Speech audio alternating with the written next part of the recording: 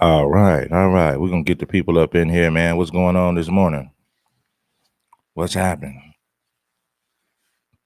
All right, here we go.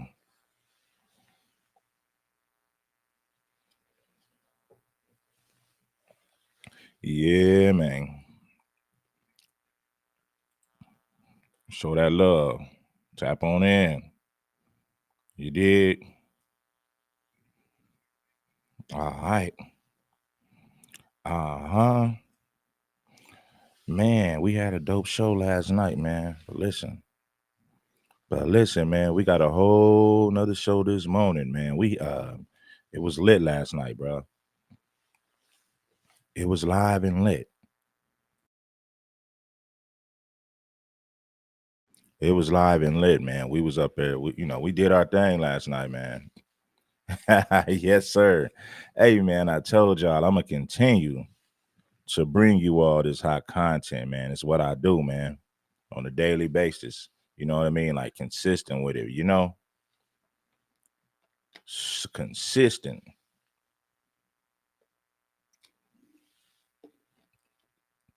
Yeah, man.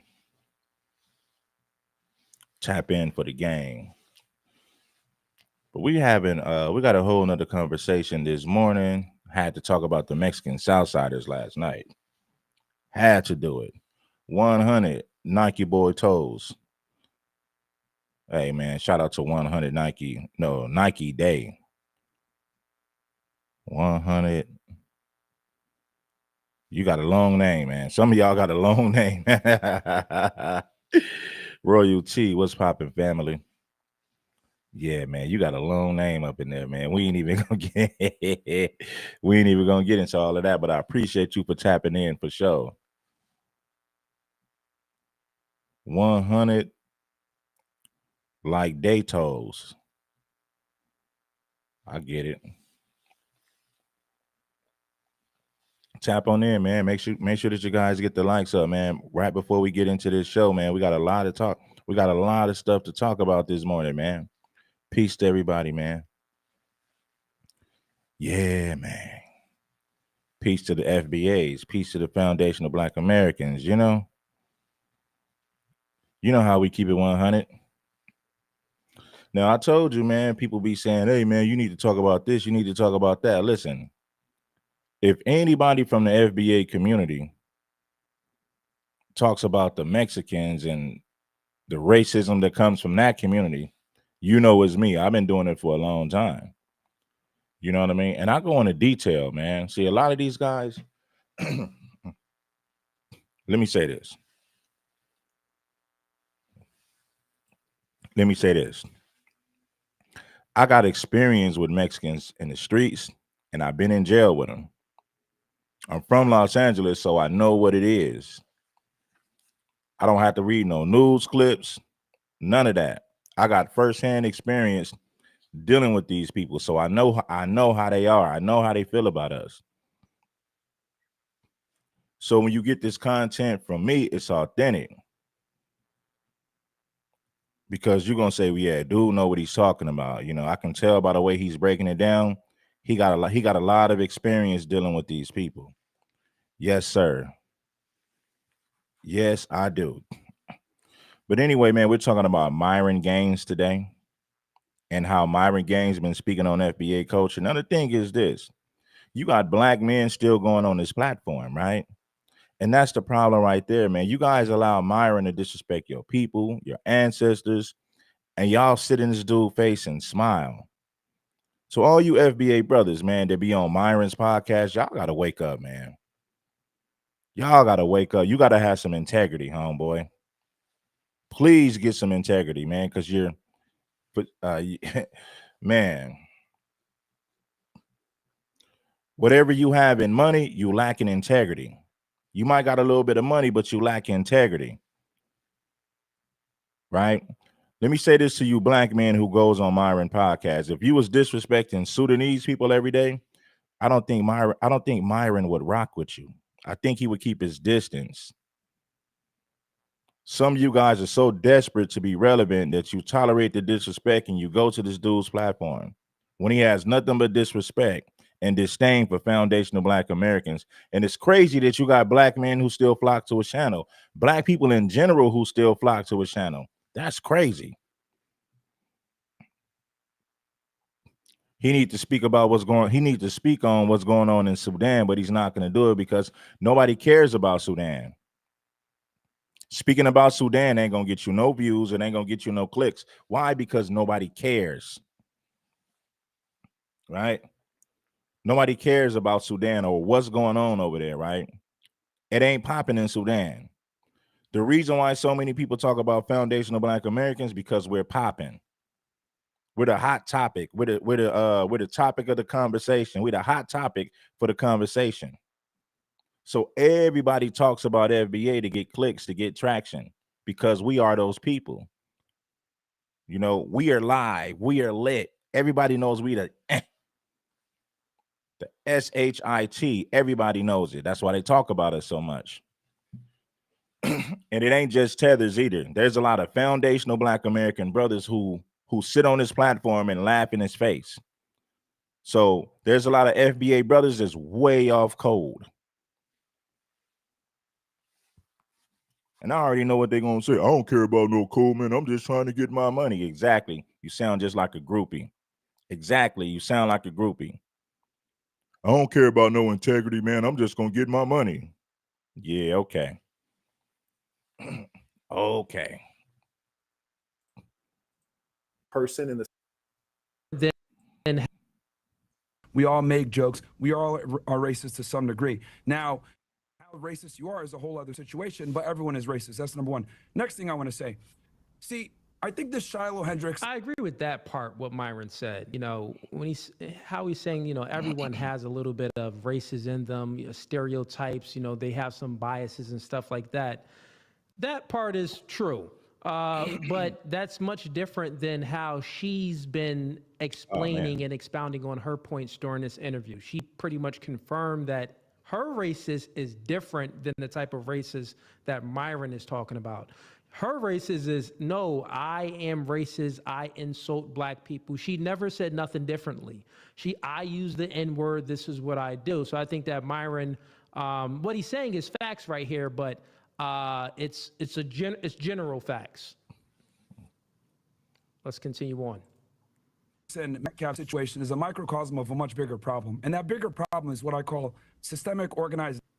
And what I mean by this is for decades, we've had Black people literally running around with Black supremacy, committing crimes, not getting accountability for their actions. And then they let me show you how stupid Myron is. There's no such thing as Black supremacy. Black supremacy can't exist with white supremacy. What white supremacy? Someone has to be supreme. So there's no such thing as Black supremacy. There's no such thing as a Black supremacist. Right? We don't create laws to oppress anybody. We don't create laws to take away opportunities from other groups of people. So in reality, there's no such thing as Black supremacy. It doesn't exist. You sound foolish, for one. Number two, he said Black people committing crimes and not being held accountable. Have you looked at the prison population? Black people represent more than half of the prison population. So we're held accountable for the crimes we commit. This is buffoonery. This is gibberish. Black folks are committing crimes and not getting accountability. He said we're not getting accountability. What he meant to say is we're not held accountable for the crimes we commit. That's what he meant to say, but I get it. Sometimes when you're talking fast, you stumble over your words and you sound foolish. You know what I'm saying? But when it comes to accountability, nobody's held accountable more than Black Americans in this country. So when you say Black folks committing crimes and not being held accountable, you sound crazy. What planet do you live on? Look at the Black prison look at the prison population in this country.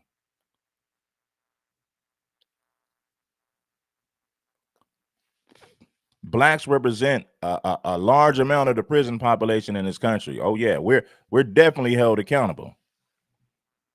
They commit crimes and don't even get held accountable. Just telling a bold-faced lie.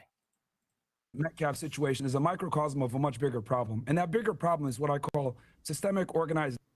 And what I mean by this is for decades, we've had black people literally running around with black supremacy, committing crimes, not getting accountability for their actions, and then they blame the system for it. For example, George Floyd, criminal. Ferguson, criminals. Freddie Gray, criminal.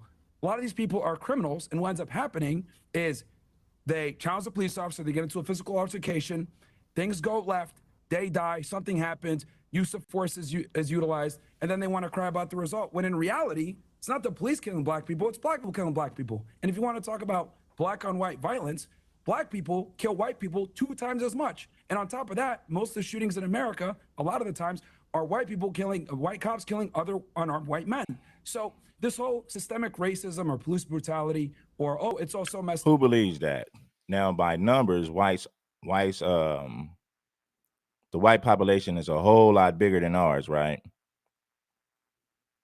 If you look at the white population, then you compare that to the number of whites who are harmed or unalived by police officers. You can't even compare that to blacks because we're talking about per capita. Per capita, nobody's harmed more by the police than black Americans if we're speaking per capita. Because we can't go off just straight up. We can't go off of just numbers, right? Because the numbers are just, there's no balance when it comes to the numbers because the white population is 4 times bigger than the black population in this country. So when we talk about these things, we got to talk about, we got to judge it by per capita, not just based on pure numbers. So you're living in a fantasy. I reject your deposit. You over there with those fun boys. It's time to get out of the closet. The reality is this. Black people have been able to get away with a ridiculous amount of privilege in America for a very long time. They're able to be racist with impunity. They're able to call white people crackers without being challenged back. Whoa, he said black privilege. This dude sounds stupid. Now, how you guys call this dude your friend and hang around him? He said black supremacy, which doesn't exist. Then he said black privilege. What privilege does black people have? This idiot is just saying things. And he knows a lot of people. He knows for a fact that a lot of people ain't gonna say nothing because we got a lot of dummies out here. There's no such thing as black supremacy. There's no such thing as black privilege. You sound foolish. Kill white people 2 times as much. And on top of that, most of the shootings in America, a lot of the times, are white people killing, white cops killing other unarmed white men. So this whole systemic racism or police brutality, or, oh, it's all so messed up. The reality is this. Black people have been able to get away with a ridiculous amount of privilege in America for a very long time. They're able to be racist with impunity. They're able to call white people crackers without being challenged back. And quite Okay, so the thing on this, he says black people have gotten away with a lot of privilege, but the privilege he's explaining is, I mean, it's not really privilege. It's like, okay, I can say this, but it's not really privilege. You would say that it's an effect of what the white man has done. Because I always like to say, like, if we're going to speak about, because I see the claims that he's making right now, he's saying that, well, white people are behaving this way. There's no such thing as a black supremacist. Black people never created laws to oppress anybody in this country, but white people have. Study the history of this country. White people have created laws to oppress other people. The law does favor white people. Nobody has got away with more unalivings in this country than white people, white men in particular. You don't believe me? Study the history. You ain't got to take my word for it. Nobody has gotten away with more unalivings in this country than white men. Nobody has. There's no such thing as a black supremacist. That is a figment of your imagination. You sound silly. Black people ain't never oppressed anybody in this country. You can't name one law that was created by black people and black people use that law to oppress whites or any other group. It's never happened in the history of this country. You sound foolish. Saying these things, and this uproar that white people are, if we're going to speak about, because I see the claims that he's making right now, he's saying that, well, white people are behaving this way and saying these things, and this uproar that white people are doing. People who say black supremacy, you're just dumb. You're repeating something that you heard somebody else say.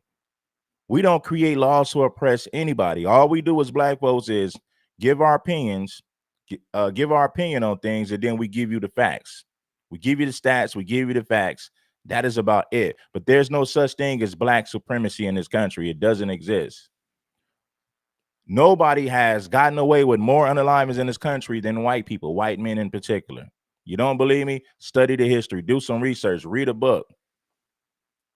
Is in effect because black people have been BLM riots. They can call a white person a cracker, which I'm against all of that too, but black people has been doing this. But then let's peel the layer back even further. Well, why are black people doing this? Well, black people are doing it now, and the BLM riots and all of this is because of the racism in America. What's your take on that, Marquette? Myron's my good friend. However, everything he said was nonsensical. He hasn't made one good point so far, and he'll still be my good friend even though we disagree. So number one, when he states that, I don't know why Myron would be your good friend. Now, I respect you, Marquette, but why would you be good friends with somebody like Myron? Myron did a whole video with a Klan robe on, and I understand why. Just listen to the things that he said about foundational Black Americans. I mean, there's no reason to be friends with a guy like that. He has nothing but disrespect and disdain for foundational Black Americans. Why would you even want a friend like that? Serious question. everyone's racist, this is not a fact, but he's able to suggest that it is, and no one challenged that idea. That's false. I would go out and say I'm not racist at all. For example, and a lot of people, they look at Myron, and because they're provincial and inexperienced and not sophisticated or well-traveled, they look at Myron and they say, oh, he's black. No, Myron's not black. To me, he looks just like a dark Arab. And the reason he looks like a dark Arab is because I've traveled extensively, particularly in the Middle East and Eastern Africa and Southern Africa, and I've seen his face before many times. And so you look at his features, they're not the features of a sub-Saharan African, even though he is dark. You find dark skin in various places, whether you're talking about in India or you're talking about in Australia. We're talking about the Aborigines, the real Australians. So Myron may be dark, but he's not a black person in the sense of he's not an African American, or he's not really properly an African. He looks just like an Arab to me. He is an Arab, and he's just a dark Arab. So when people get angry that he's not so sympathetic to black issues, well, it's like, that's not what he identifies with. I believe his parents' mother tongue was probably Arabic.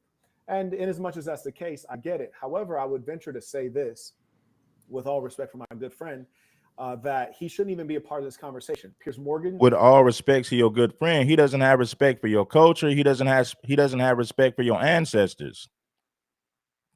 So there's no reason to be friends. As a foundational Black American, there's no reason to be friends with somebody like Myron, right? Myron is a piece of crap.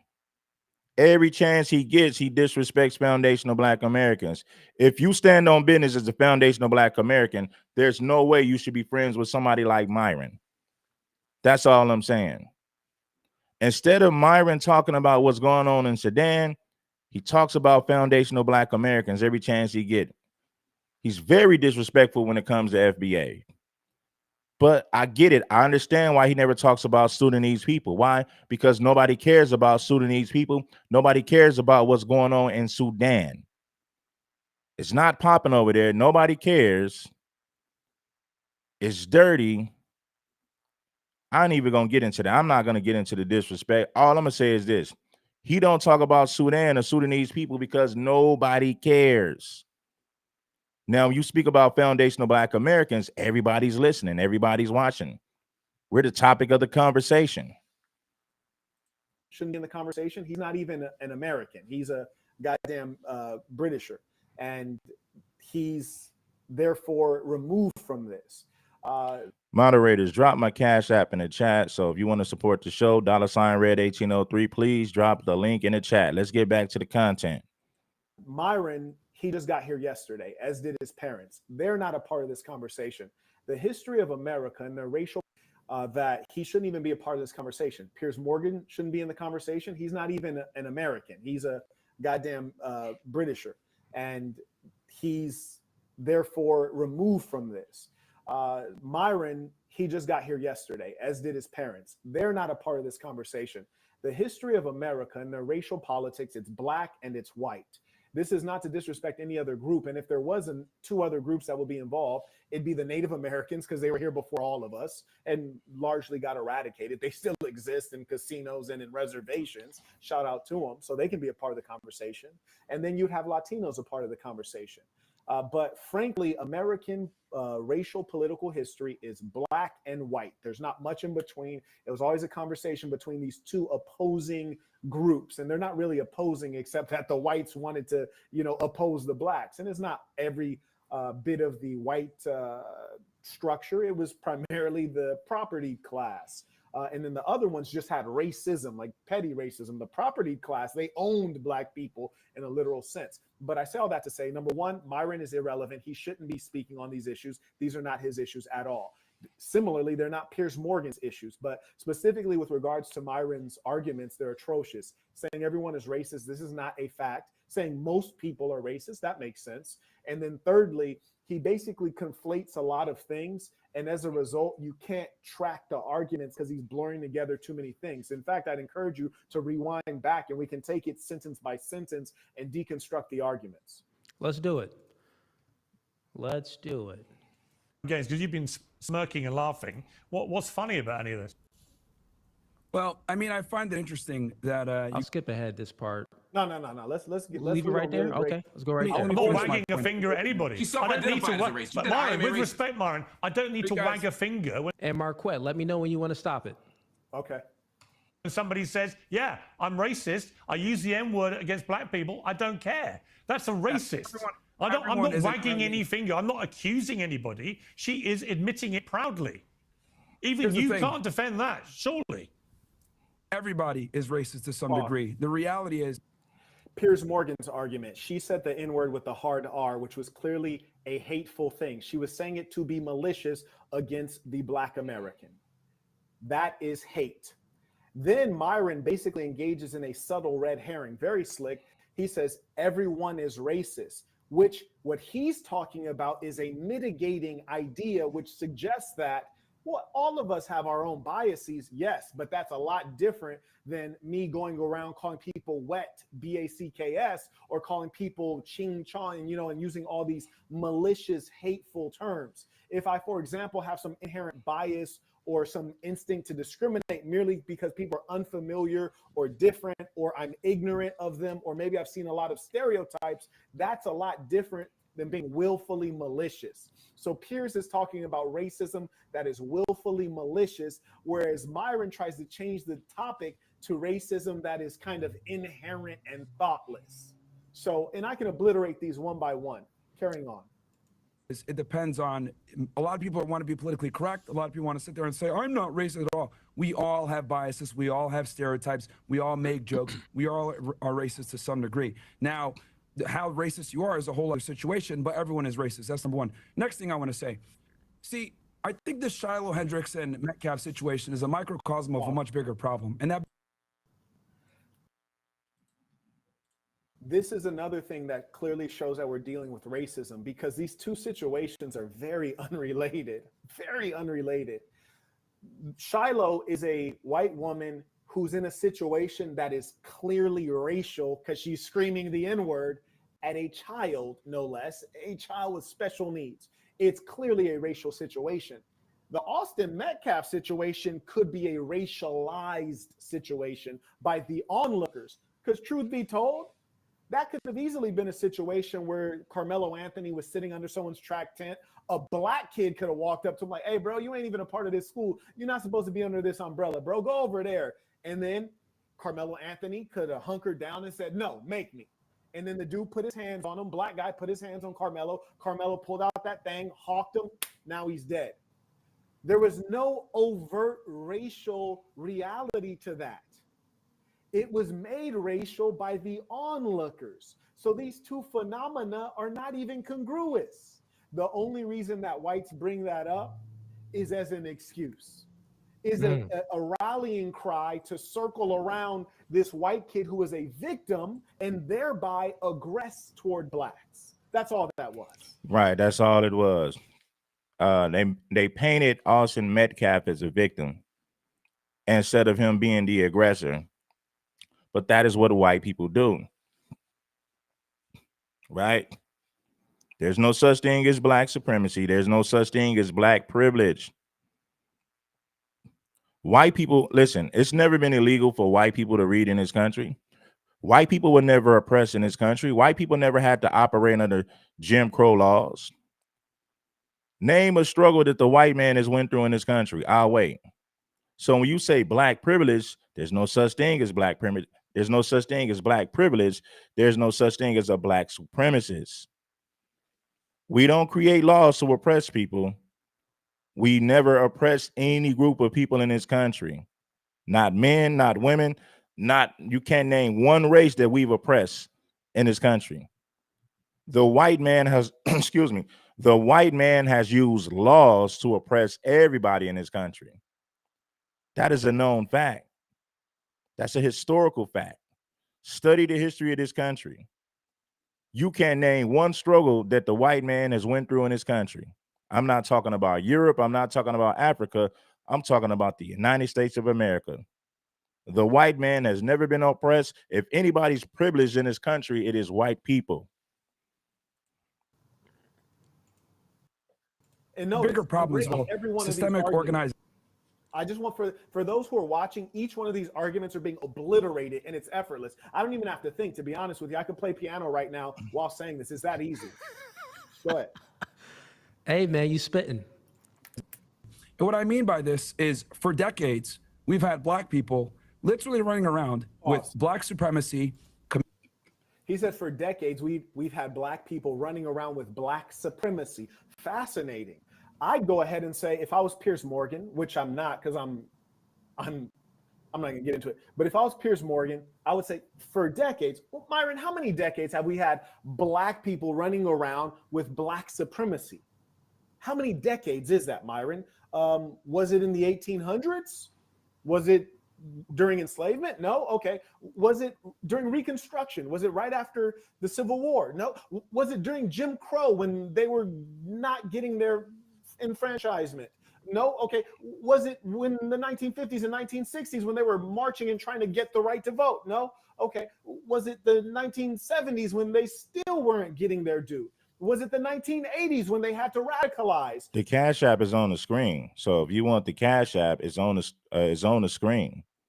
You know, True Warrior Scholar dropped the Cash App, so it is what it is. It's $ red 1803, lowercase r, red. You get it. It's on the screen. Because they weren't getting their due. When did black people become black supremacists? Was it in the 90s when they started perming their hair out to imitate the white people that most of them look up to very much? When did the black supremacy start to exist? Name me 3 black supremacist organizations with significant membership. You couldn't. In fact, I could get a Lil Wayne concert and that would have more attendees than any black supremacist organization you could name. For example, if you talk about the Nation of Islam, this organization nearly has no members. That's why they partnered up with the Church of Scientology, which is a white organization. The Black Panther Party for Self-Defense, once the FBI went in and murdered people, literally, illegally, unethically, the new Black Panther Party for Self-Defense, they can't even get members. So what are you talking about? This is not truth. There's no evidence of it. It's truly speculative. Committing crimes, not getting accountability for their actions, and then they blame the system for it. For example, he stated black people are committing crimes and not having accountability for their actions. This is the most ludicrous thing. See, I would. Black people are committing crimes and not getting accountability for their actions. Look at the black prison population in this country. Then you compare that to our overall population in this country. Oh, we're held accountable. Blacks in America represent a large percentage of the prison population. So we're held accountable for the crimes we commit. I don't know what this idiot is talking about. He's a buffoon. Blacks committing crimes but not getting accountability for it. Man, have you looked at the black prison population, you idiot? Oh, man, let me tell you something. In Los Angeles, right, in the Los Angeles County Jail, right, black men only make up, let me say this. Black people in general are only 8% of Los Angeles overall population. And if you want to say what percentage are black men in Los Angeles, it may be 4%, maybe even 3%. Do you know that black men in Los Angeles represent almost 40% of the LA County jails population, and we're only 8% of Los Angeles? So we are overrepresented in the jail population and county jails and prisons. This dude is an idiot. He don't know what he's talking about. Imagine blacks only being 8% of Los Angeles population, the overall population, but we're almost 40% of the LA County jails population. So what does that tell you? Challenge him with the statistics. Number one, half of the prison population is black male. So it's about 48, 49%, right? He stated black people are committing crimes and not having accountability for their actions. This is the most ludicrous thing on earth. See, I would challenge him with the statistics. Number one, half of the prison population is black male. So it's about 48, 49%, right? The black population in America is about 12%, and I would venture to say much less if we actually had a true accounting of who's in the country. With that being the case, we are disproportionately represented in the penal system. So clearly they're experiencing accountability. Furthermore, not only are they experiencing accountability, they're experiencing more than accountability. There's a scholar named Dr. Renford Reese, whom I know personally. He wrote a book called The Prison Race. You can find a lot of the knowledge I speak to, which is all fact-based. You go to amazon.com/shop/ I mean, just think about it. We're only 8% of Los Angeles overall population, but we're 40% of the LA County jails population.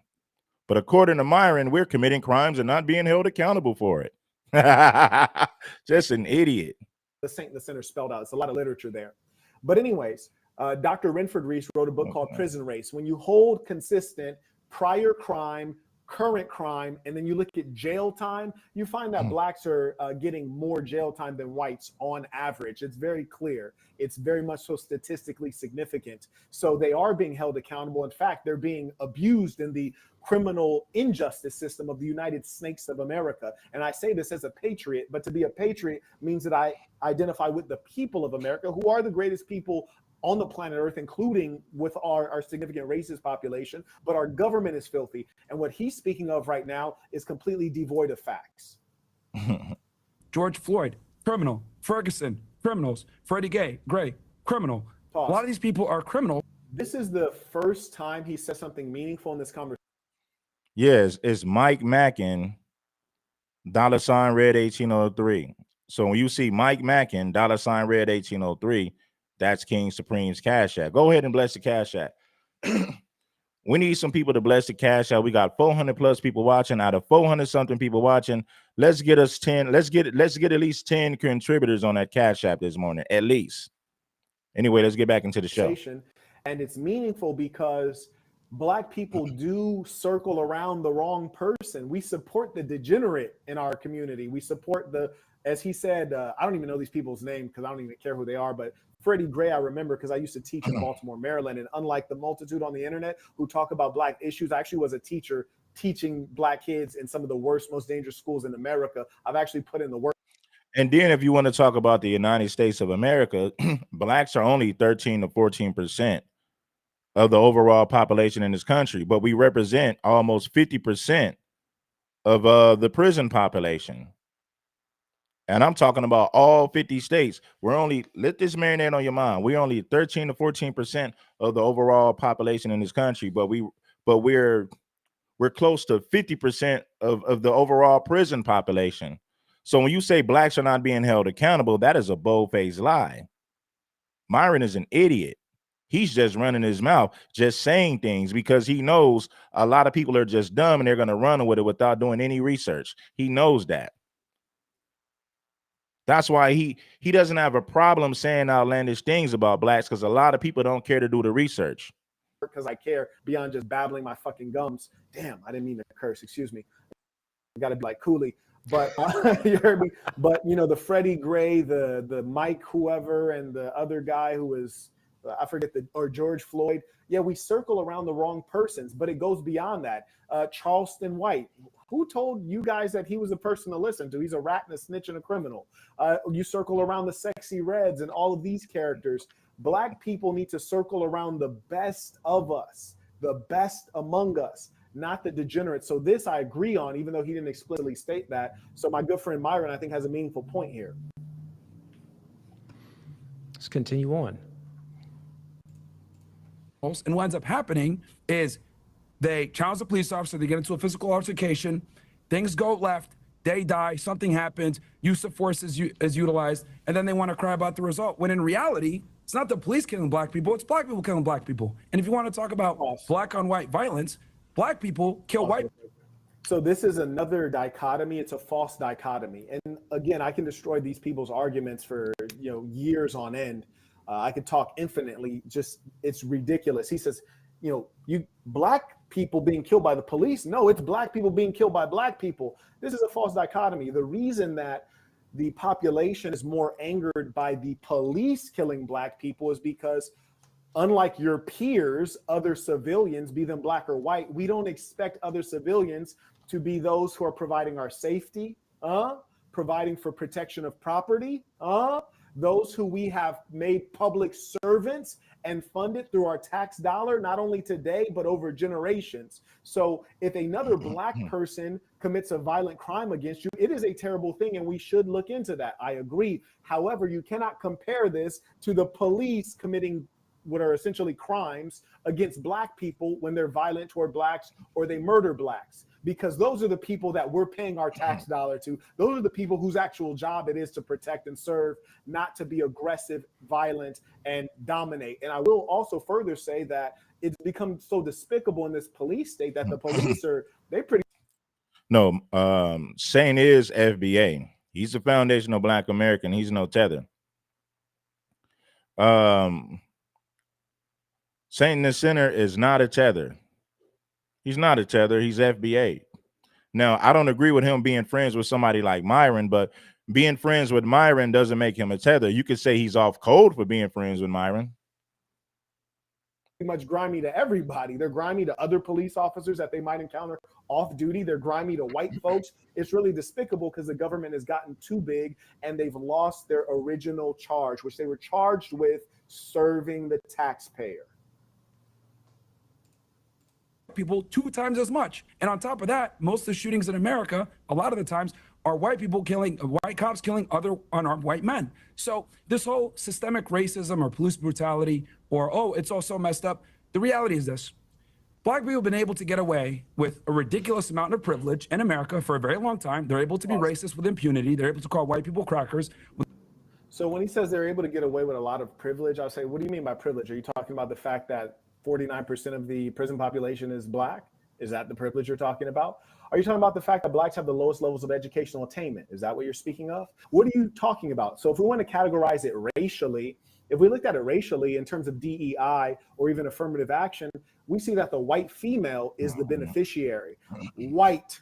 So if we're looking at it racially, then we would still have to reassign the privilege to whites. But I really don't speak in terms of privilege, because if your ancestors created that privilege for you, hey, that's what they earned for you. And it is what it is. But what he's doing is he's absolutely lying, and Piers is not challenging. And that's why Piers is a particularly slimy character, because you allow Myron to go on and on with fallacious arguments. They're specious arguments. It sounds like he's correct. Somebody said, how could he be FBA? I don't see a hairline. Well, he's bald headed. You're not going to see a hairline on somebody who's bald headed. But that was funny. I'll give you that. Correct, because it's almost right, but it's completely wrong, actually. Without being challenged back. And quite frankly, white America's had enough of it, and the chickens have come to roost. We got 500 people watching. Let's get us 500 likes. Let's get 10 people to bless the Cash App and the Super Chat. Let's get it. Giving you the hardcore facts. 10 people, that's not even 10% of the audience. If I say let's get at least 10 people to bless the Cash App, that's not even 10% of the audience. And if we can't get 10% of the people to support the platform, then that says a lot about my audience. Then we're gonna have to switch some things up. But getting 10 people out of 500 some people, that's not even 10% of the audience.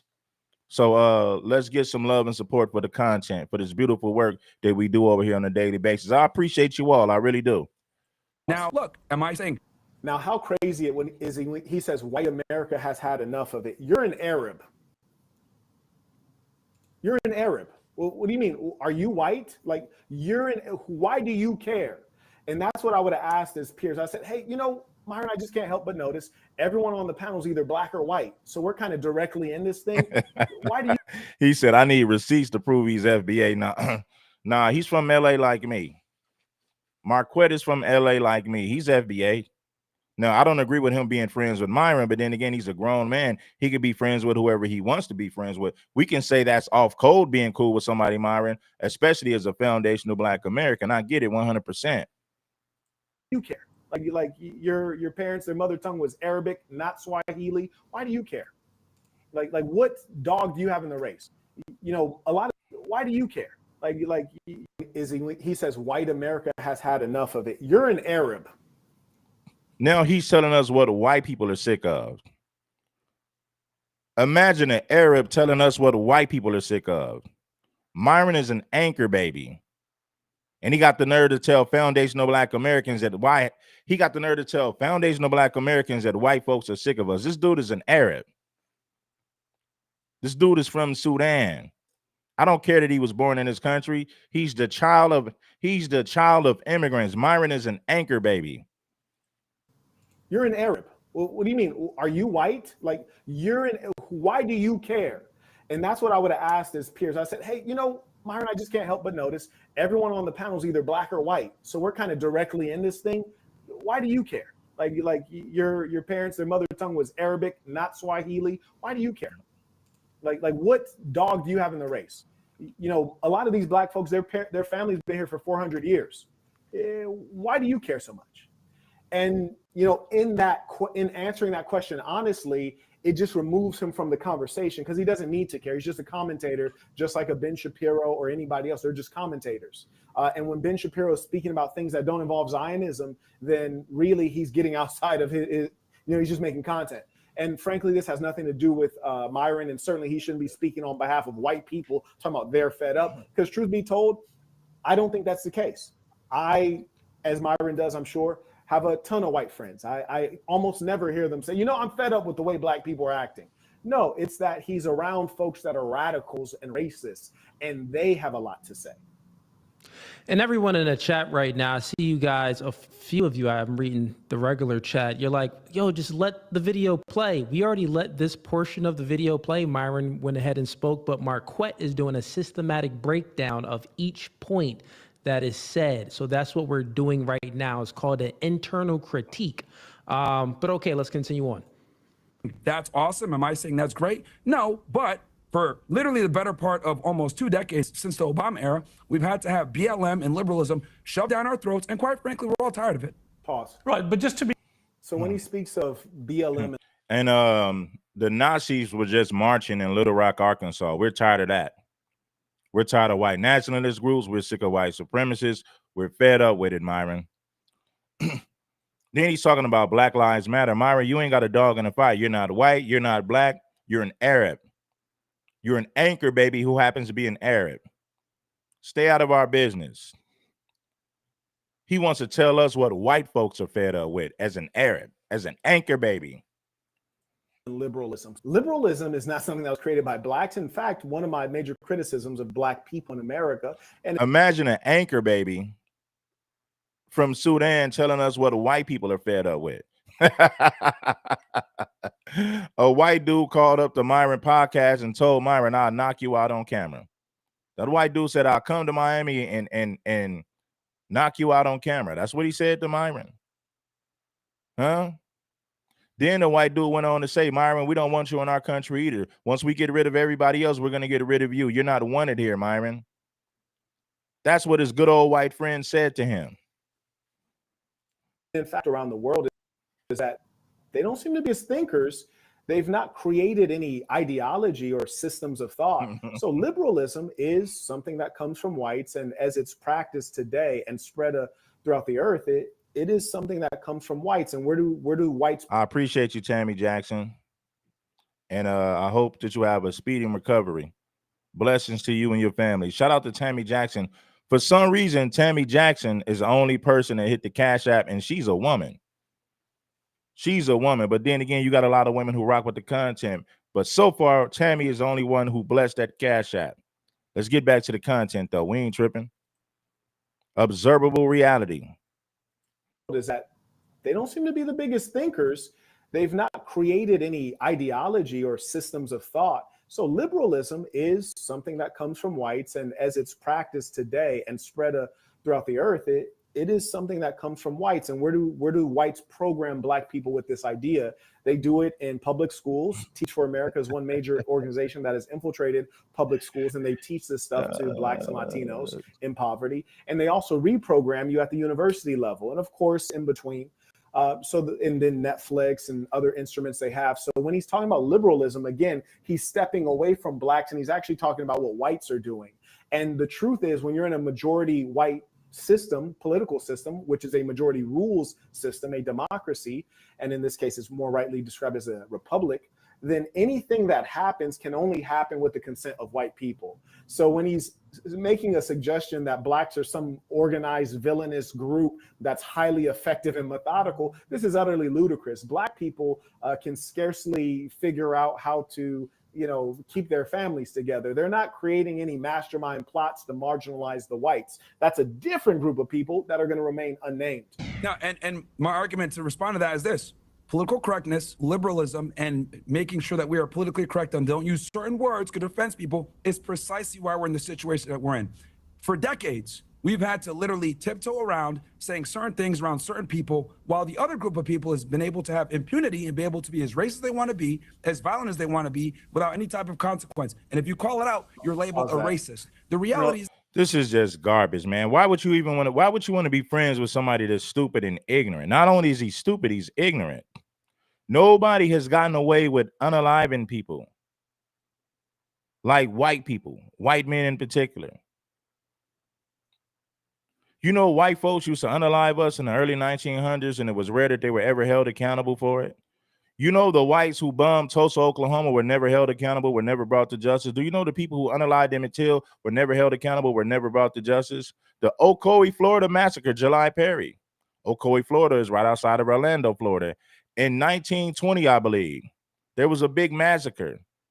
They burned down this whole black village, this whole black town, unalived several people, and none of those white men were ever held accountable for it. So if you want to talk about people who commit crimes, but it's rare that they're ever held accountable for it, that is white men. This is pure buffoonery. How could anybody listen to this nonsense? Nobody has gotten away with unaliving people in this country like the American white man. Nobody. White people practice racism legally. It wasn't against the law for white people to practice racism. White folks have practiced racism in this country for centuries and gotten away with it. It wasn't against the law for whites to practice racism. It wasn't against the law for them to unalive us. If you don't believe me, study the history of this country. This is pure buffoonery coming out of Myron's mouth. This is pure buffoonery coming out of Myron's mouth. I would never want to be friends with an idiot like this. The level of stupidity of this, I'm not saying Myron is stupid. We all know better than that. The Wilmington, North Carolina, exactly. Wilmington, North Carolina, there was a massacre there. White people were never held accountable. Elaine, Arkansas, a whole nother thing. White people were never held accountable. You know, and I can name many more cities where the same thing happened over and over. Rosewood, Florida, nobody white was held accountable. Nobody has gotten away with unaliving people in this country like the American white man. And you got the nerve to talk about accountability? This is pure buffoonery coming out of this dude's mouth.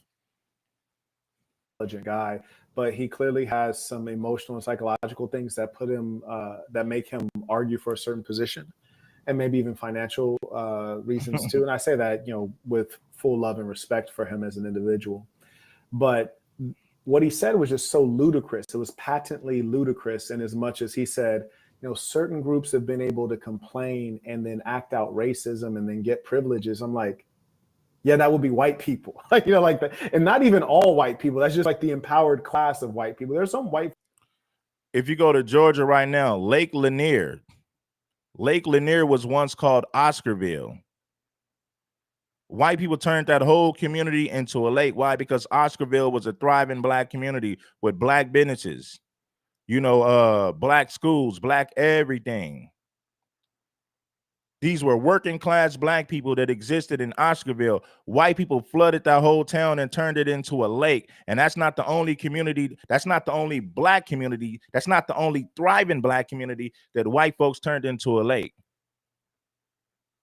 I did a live stream like 4 months ago about all these towns that black people own and white people tore them down or either burned them down or turned it into a lake. Nobody has gotten away with more crimes in this country than the American white man. Folks, and they're poor today, and you go back 100, 200 years, their family was still poor. You know, there's whites in Louisiana and Mississippi that have been poor since ever. But it's quite strange that he would suggest that blacks have somehow dominated American society. It's just the most bizarre commentary. And furthermore, when you talk about political correctness can have two different places that it lands. It can be within culture, which is irrelevant because there's no consequence, or it can be within government. We observe in the UK right now, if you say certain things, you might end up in jail for a social media post.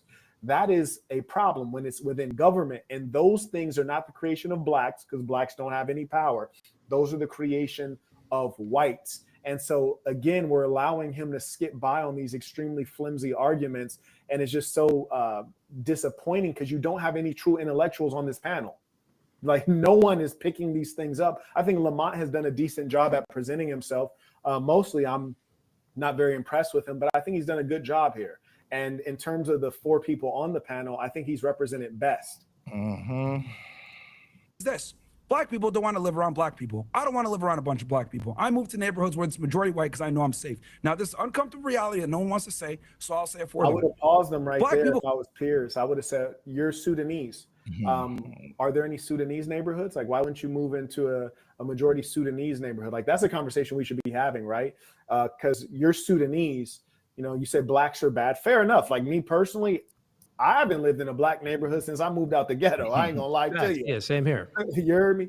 And I wouldn't move back in unless it's Silver Spring, Maryland, which is a very affluent black neighborhood. And if I had kids, that's certainly where I would want to be among other black people because my kids are black and I don't want them to be discriminated against. But moreover, it would be completely appropriate to say, hey, you're Arab, you're Sudanese. Would you move into a Sudanese neighborhood? And if so, where are they? And if you say there aren't any in America, then say, well, will you move back to your country? And the question is, why is no one asking this? Like, it's like weird because he's being treated as either an honorary black man or an honorary white man, and he is neither. It's like we're ignoring what he is. It's like the biggest elephant in the room, and it's just so bizarre to me. It's like people are like dealing with the stage name and the stage presence rather than the substance of the man. Yeah, and I think that this part of the conversation it's less about race because I understand what Myron is saying, where he's saying that I wouldn't move in a black neighborhood and stuff like that. The underlying thing of what he's saying is the values that people share. So it's like, okay, you wouldn't want to live in the area where people have degenerate values, where the man. The woman is the one working, the man is the one at home. Like, it's this one comedian, he made a funny joke. He was like, he's like, when it's not safe when you walk into a neighborhood. Excuse me, let me clear my throat real quick. Shout out to Tracy for showing love on the Cash App. For some reason, we only got women blessing the Cash App. We don't have no brothers, but we got so far, we got the ladies been blessing the Cash App, and there's only 2 of them. Let's get some more people to contribute to this beautiful podcast early in the morning. Shout out to everybody. Bless the like button. Oh, man.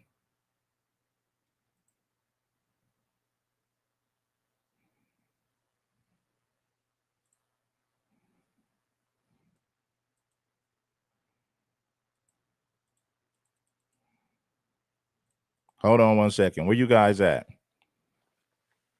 Yeah, he said, ban you clowns, huh? Ban the clown. Hit the like button. It ain't nothing, man.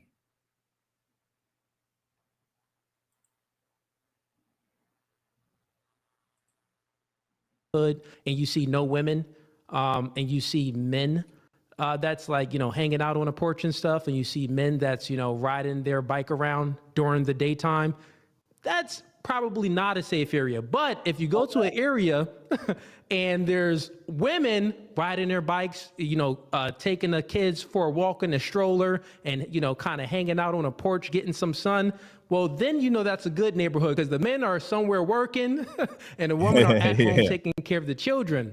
But when you have situations where you walk into the hood, like, think about hoods. Normally it's guys that's hanging out during, on the street, and, they're not working. So I get what Myron is saying, but the underlying layer is we should be judging people on the content of their character, like, Martin Luther King said, rather than the color of their skin. And I think that he holds those views as well.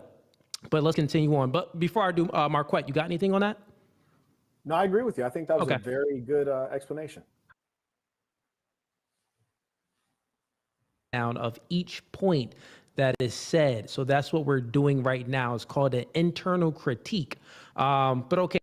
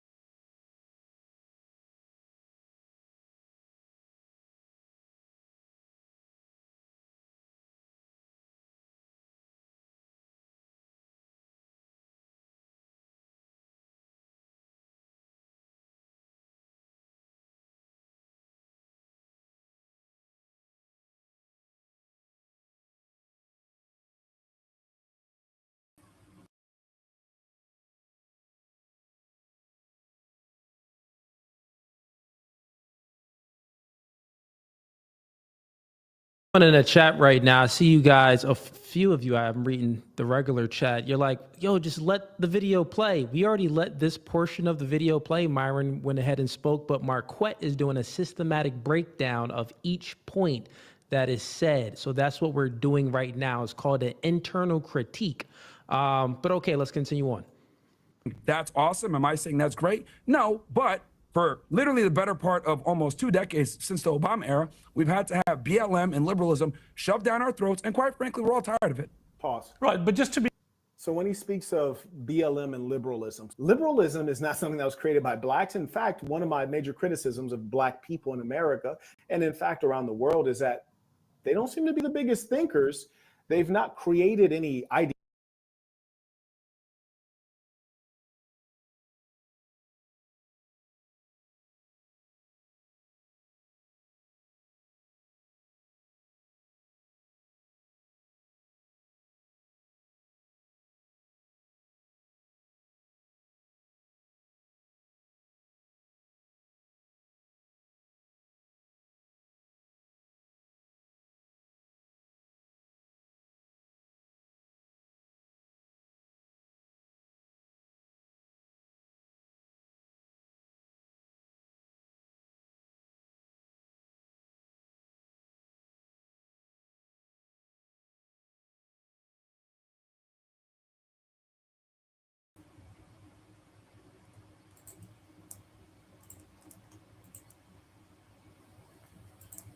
Thought. So liberalism is something that comes from whites, and as it's practiced today and spread throughout the earth, it is something that comes from whites. And where do whites program black people with this idea? They do it in public schools. Teach for America is one major organization that has infiltrated public schools, and they teach this stuff to blacks and Latinos in poverty. And they also reprogram you at the university level, and of course in between. And then Netflix and other instruments they have. So when he's talking about liberalism, again, he's stepping away from blacks, and he's actually talking about what whites are doing.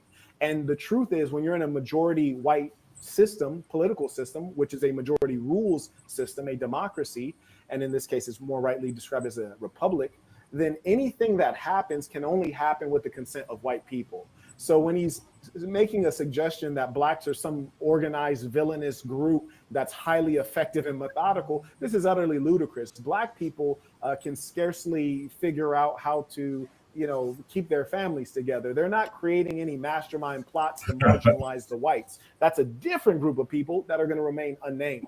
Now, and my argument to respond to that is this: political correctness, liberalism, and making sure that we are politically correct and don't use certain words could offend people is precisely why we're in the situation that we're in.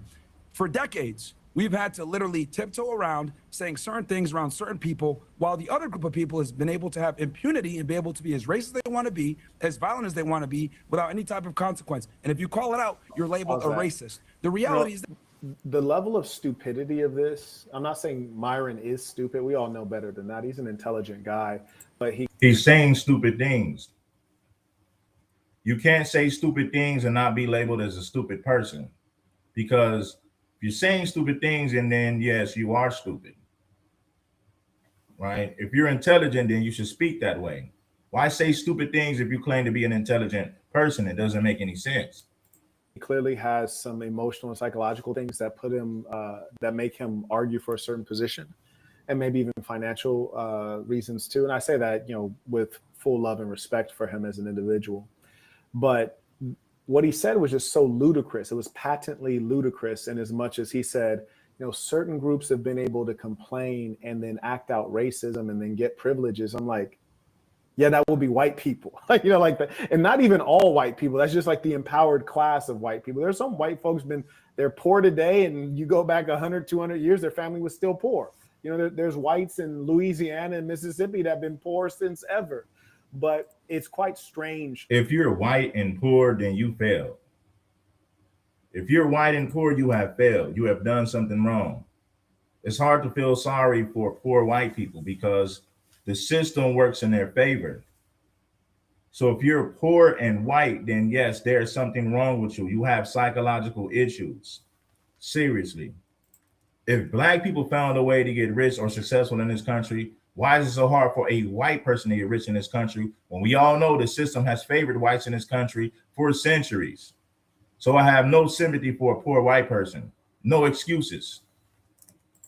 That he would suggest that blacks have somehow dominated American society. It's just the most bizarre commentary. And furthermore, when you talk about political correctness can have two different places that it lands. It can be within culture, which is irrelevant because there's no consequence, or it can be within government.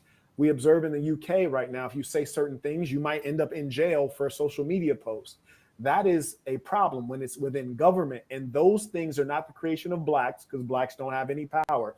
Those are the creation of whites. And so, again, we're allowing him to skip by on these extremely flimsy arguments. And it's just so disappointing because you don't have any true intellectuals on this panel. Like, no one is picking these things up. I think Lamont has done a decent job at presenting himself. Mostly, I'm not very impressed with him, but I think he's done a good job here. And in terms of the four people on the panel, I think he's represented best. This: black people don't want to live around black people. I don't want to live around a bunch of black people. I move to neighborhoods where it's majority white because I know I'm safe. Now, this is uncomfortable reality that no one wants to say, so I'll say it for them. I would have paused them right Black there people, if I was Pierce. I would have said, you're Sudanese. Are there any Sudanese neighborhoods? Like, why wouldn't you move into a majority Sudanese neighborhood? Like, that's a conversation we should be having, right? Because you're Sudanese.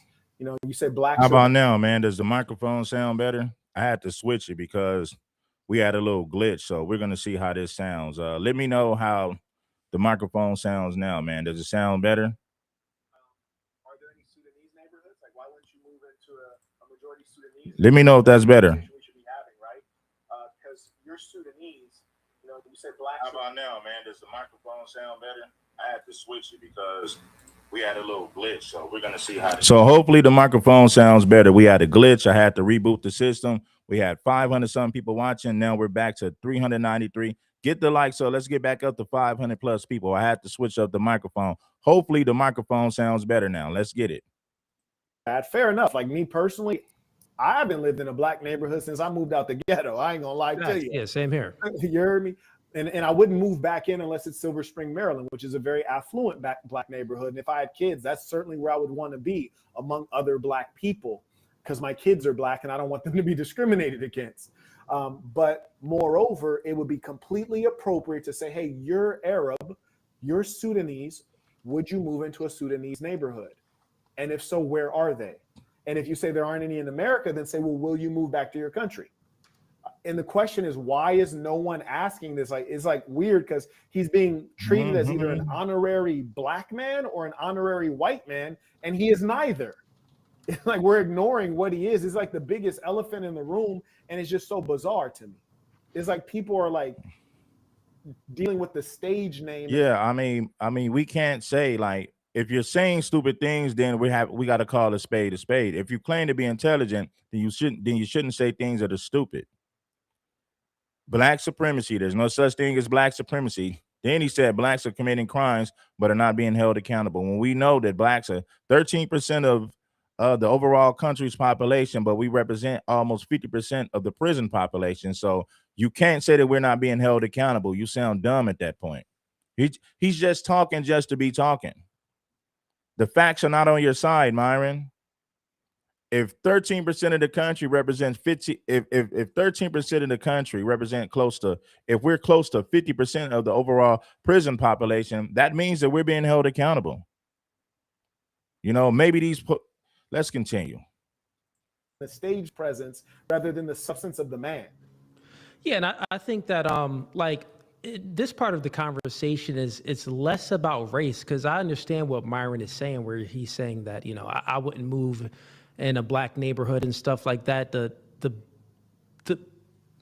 underlying thing of what he's saying is the values that people share. So it's like, okay, you wouldn't want to live in an area where people have degenerate values, where, you know, the woman is the one working, the man is the one at home. Like, it's this one comedian, he made a funny joke. He was like, you know when it's not safe, when you walk into a neighborhood and you see no women, and you see men that's like, you know, hanging out on a porch and stuff, and you see men that's, you know, riding their bike around during the daytime, that's probably not a safe area. But if you go to an area and there's women riding their bikes, you know, taking the kids for a walk in a stroller and, you know, kind of hanging out on a porch, getting some sun, well, then you know that's a good neighborhood, because the men are somewhere working and the women are at home taking care of the children.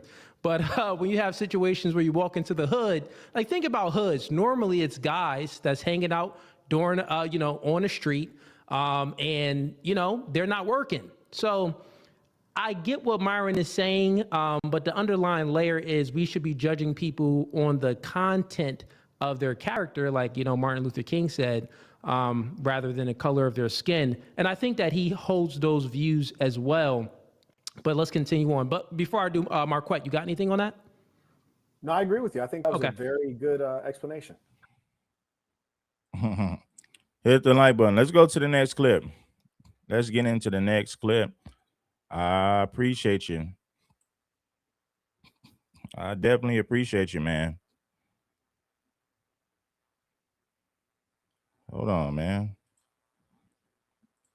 Let's get into what community has the least access to wealth? It's black people. And whose fault is that? Black people. If we're constantly bro, you just admitted. This is why nobody takes black people serious, man. Like, this is crazy. Like, I'm gonna let him go next because you have so much circular logic. Over policing. This was a fantastic opportunity to make myself dumber. No, dude, this is literally why everyone laughs at blacks. Let's run that back about the black community. What'd you say? Why would you want to be friends with somebody like this? I got a serious question for any foundational black American who claims to be friends with Myron. Something is wrong with you, because clearly you lack integrity to be cool with somebody like this who disrespects your people every chance he gets. There's no reason for a foundational Black American to be friends with Myron. There's no reason to be cool with him. Myron is an op. He's an op to foundational Black American. Clearly, this man is an enemy to FBA. The only reason that you would want to be friends with Myron, you got to put your integrity aside and say, okay, I'm going to make money dealing with this guy. Let me just put my integrity to the side. About stereotypes of Black community, just so I'm you know, clear. the typical stereotypes, you know, criminals, selling drugs, rap music, wow. FUBU, Who's the fried chicken, watermelon. That's funny. Well, you said the stereotypes. Yeah, that's so funny. That's so funny. All right, so we want to talk about, you want to talk about drug dealing. I think we kind of mentioned it a little bit earlier. Who flooded Black neighborhoods with drugs? They don't have access to the port. Black people aren't on the ports. Black people aren't the ones bringing it in from Nicaragua or wherever the fuck. How did those drugs get in these communities? Yeah, they were smuggled in. By who? Hispanics typically smuggle the drugs in. So and then blacks typically do the domestic distribution. So we're talking. So he said Hispanics bring them in. Who allows the Hispanics to bring them in? The government allows this. Why? Because they get paid. The CIA, the government, they allow these drugs to come into the country. Then they dump these drugs in Black communities. Now, I say this to my people: we don't need to take these drugs just because they flood them just because they flood these drugs in our community. But at the same time, the government still has to be held accountable, because guess what? If I sold some drugs to somebody today and they die as a result of the drugs that I gave them, the first thing they're going to do is say, well, who sold him the drugs in the first place? Who supplied the drugs? They're going to hold me accountable for selling these guys. They're going to hold me accountable for selling this guy these drugs. If you take some drugs right now and you OD,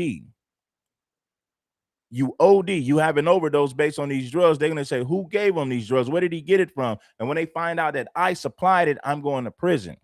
So let's get back to accountability, because you love to talk about accountability.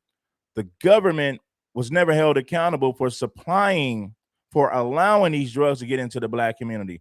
What you guys want to do is you want to use the small-time drug dealer and say, see, Blacks are committing crime, but you're not holding the people accountable who supplied him. Hold the suppliers accountable. Hold the drug smugglers accountable. Hold the government and the CIA accountable, because those are the people who allow these drugs to come into the country in the first place. But Myron's not going to hold the government, the white man, accountable for anything. He's not going to do it. Let's go back to this part. Hit the like button. It ain't nothing.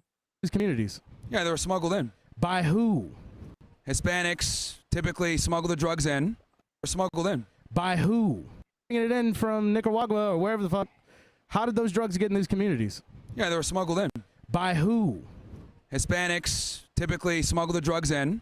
So right, and then blacks typically do the domestic distribution. So we're talking about you're just saying that the CIA Contra affair, all that stuff that happened, putting crack in Black neighborhoods, that was just Black people, crazy. Well, you have a choice. Am I going to sell crack or am I not going to sell crack? If you decide to not sell the crack, you won't go to jail. If you decide to sell the crack, you'll go to jail. So but the point is that there's a choice to be made. Okay, how come we're not holding the CIA accountable or the government accountable for allowing these drugs to come into the country in the first place? See, you want to hold Black people accountable, and Black people ain't nothing but the petty, small-time drug dealers. You're not holding the CIA or the government accountable, but then again, Myron worked for the government. Myron worked for the federal government, so he's taken an oath a long time ago, which means he'll never hold them accountable for anything. Myron took an oath a long time ago. Myron used to work for the federal government. So no, he's never going to hold them accountable for anything. But he loves to point the finger at Black folks. Why would any Black man or any foundational Black Americans why would any foundational Black American be a friend to a fool like this? Why would you consider a fool like this your friend as a foundational Black American? That's crazy. If you consider Myron to be a friend, you got to say, okay, I'm going to put my integrity over here. And as long as I can make the money, I'll put my integrity to the side. That's the mentality you got to have as a foundational Black American to be friends with Myron.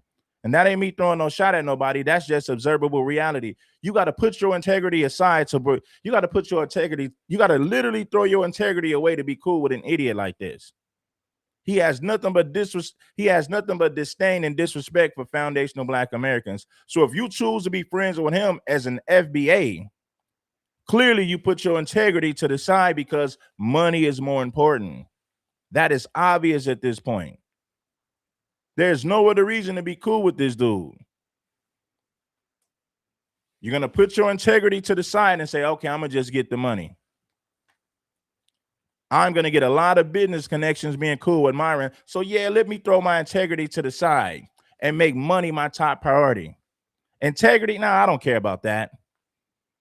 And if you make the wrong choice, then... So when you deny a whole community access to wealth through, I don't know, redlining, when you let them access to wealth, about, not giving them loans or what's holding Black people back from success now? So history doesn't matter. It doesn't affect the present. So history doesn't. We got a lot of successful Black people, and look at everything we had to go through to become successful. We got a lot of successful Black people. What are you talking about, fool? But at the same time, we're going to acknowledge at the same time, we're going to speak on the history of this country. We're not going to ignore America's history, right? If you study the things that we've gone through in this country, we got every right to talk about the history of this country, rightfully so. The present. Is that what your framing? Not really. Nothing's holding you back. I'm one brother. Okay. I'm one brother. Well, any Black person that's here, nothing's holding any of you guys back. You guys are here, right? So as far as like housing, here, right? So you're saying that there are still no racist housing practices, even though we have a ton of statistics to say there is. You're saying that there are no racist policing practices, even though we know I never said that. Oh, so okay, you never said that. Racism exists, but it does not exist to the point where it keeps you from success. So there's always going to be racist people wherever you look. There's a lot of Black people that are racist, right? I would argue Blacks tend to be more racist than whites sometimes. But regardless, Blacks tend to be more racist than whites. We never took opportunities away from white people. We've never oppressed white people systematically. We never put white people under Jim Crow laws. White people haven't went through anything in this country besides people calling them names and pointing the finger at them. Imagine if the only thing we had to complain about as Black people was somebody calling us a name or pointing the finger at us. White people haven't went through anything. The only thing that whites have went through in this country is somebody calling them names and pointing the finger at them. Nobody has ever created laws to oppress the white man in this country. The white man ain't went through nothing. You can't name one struggle that the white man has had in this country. Zero. The only thing we do to white people is name call and point the finger at them. That is about it. Now imagine if the only thing that Black Americans went through in this country was name calling and people pointing the finger at us. Imagine if that was the only thing that we went through in this country. We would have no reason to complain about anything. Racism is no longer a viable excuse as to why you're not successful. It's just not. It's 2025. I would argue, as a Black person, if you're not successful in 2025, you're a fucking retard, and I'll tell you why. You have far more opportunities, and what does that say about white people? If you're poor and white in this country, what does that say about you?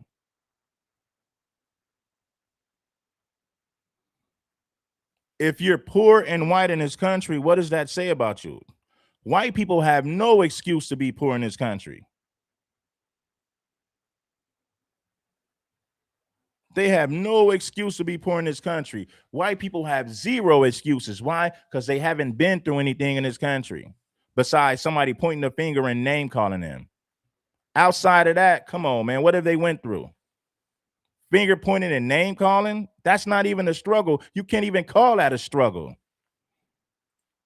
Benefits as a colored person than as a Caucasian. We have affirmative action, DEI. We have all these programs in place to allow minorities to basically get a leg up on the things that you're talking about before. I agree that there were some racist atrocities before. However, we've corrected it to a point where everyone has an opportunity. I would say we've almost overcorrected. You think we've overcorrected? Almost, okay. Yes.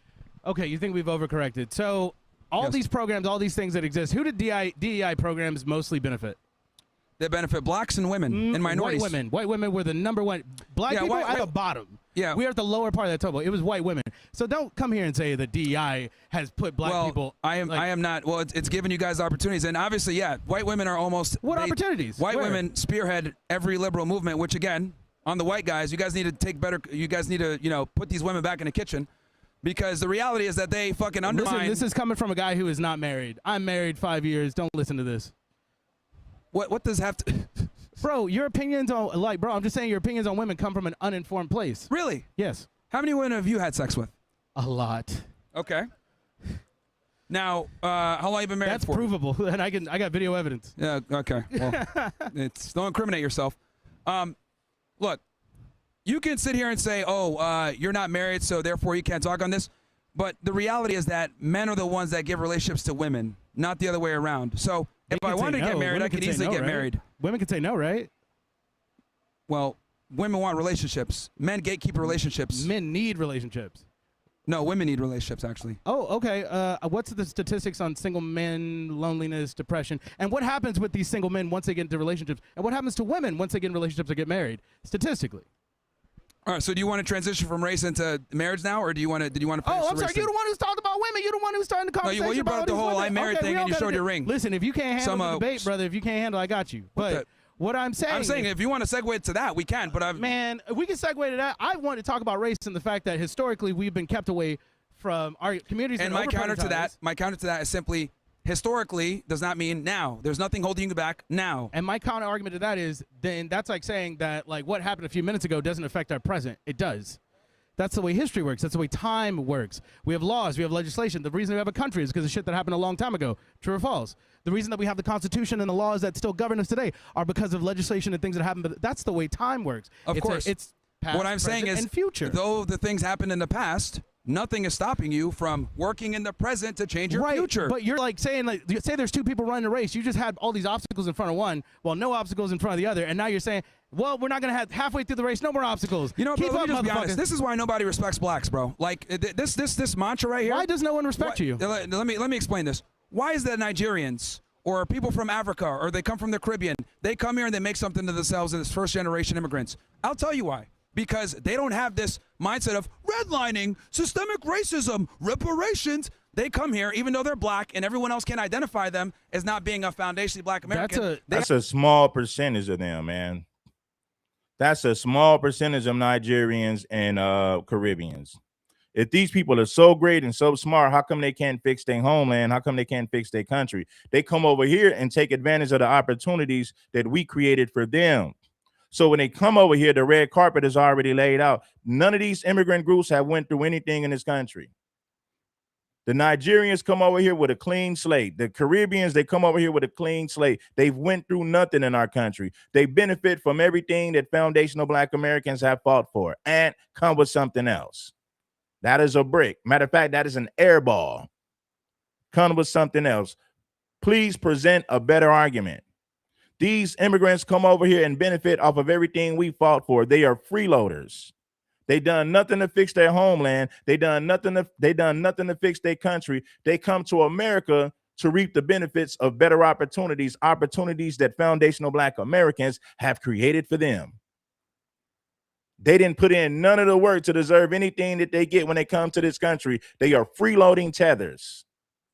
Have the same skin color. They look black. They might not necessarily be a foundational black American, but how is it that they're able to figure it out and come here and become successful? But people that have been here for 7 generations don't even have $7 in their fucking bank account. The problem is that blacks make too many goddamn excuses for why they're failures. Oh my God. And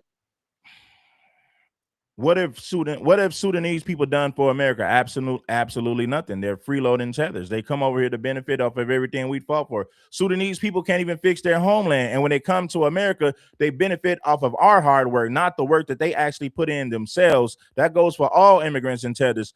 Immigrants come to America to reap the benefits. They come over here to benefit off of everything that foundational black Americans have fought hard for. These are freeloading tethers. They don't benefit from their own work. They benefit from the work that we laid down.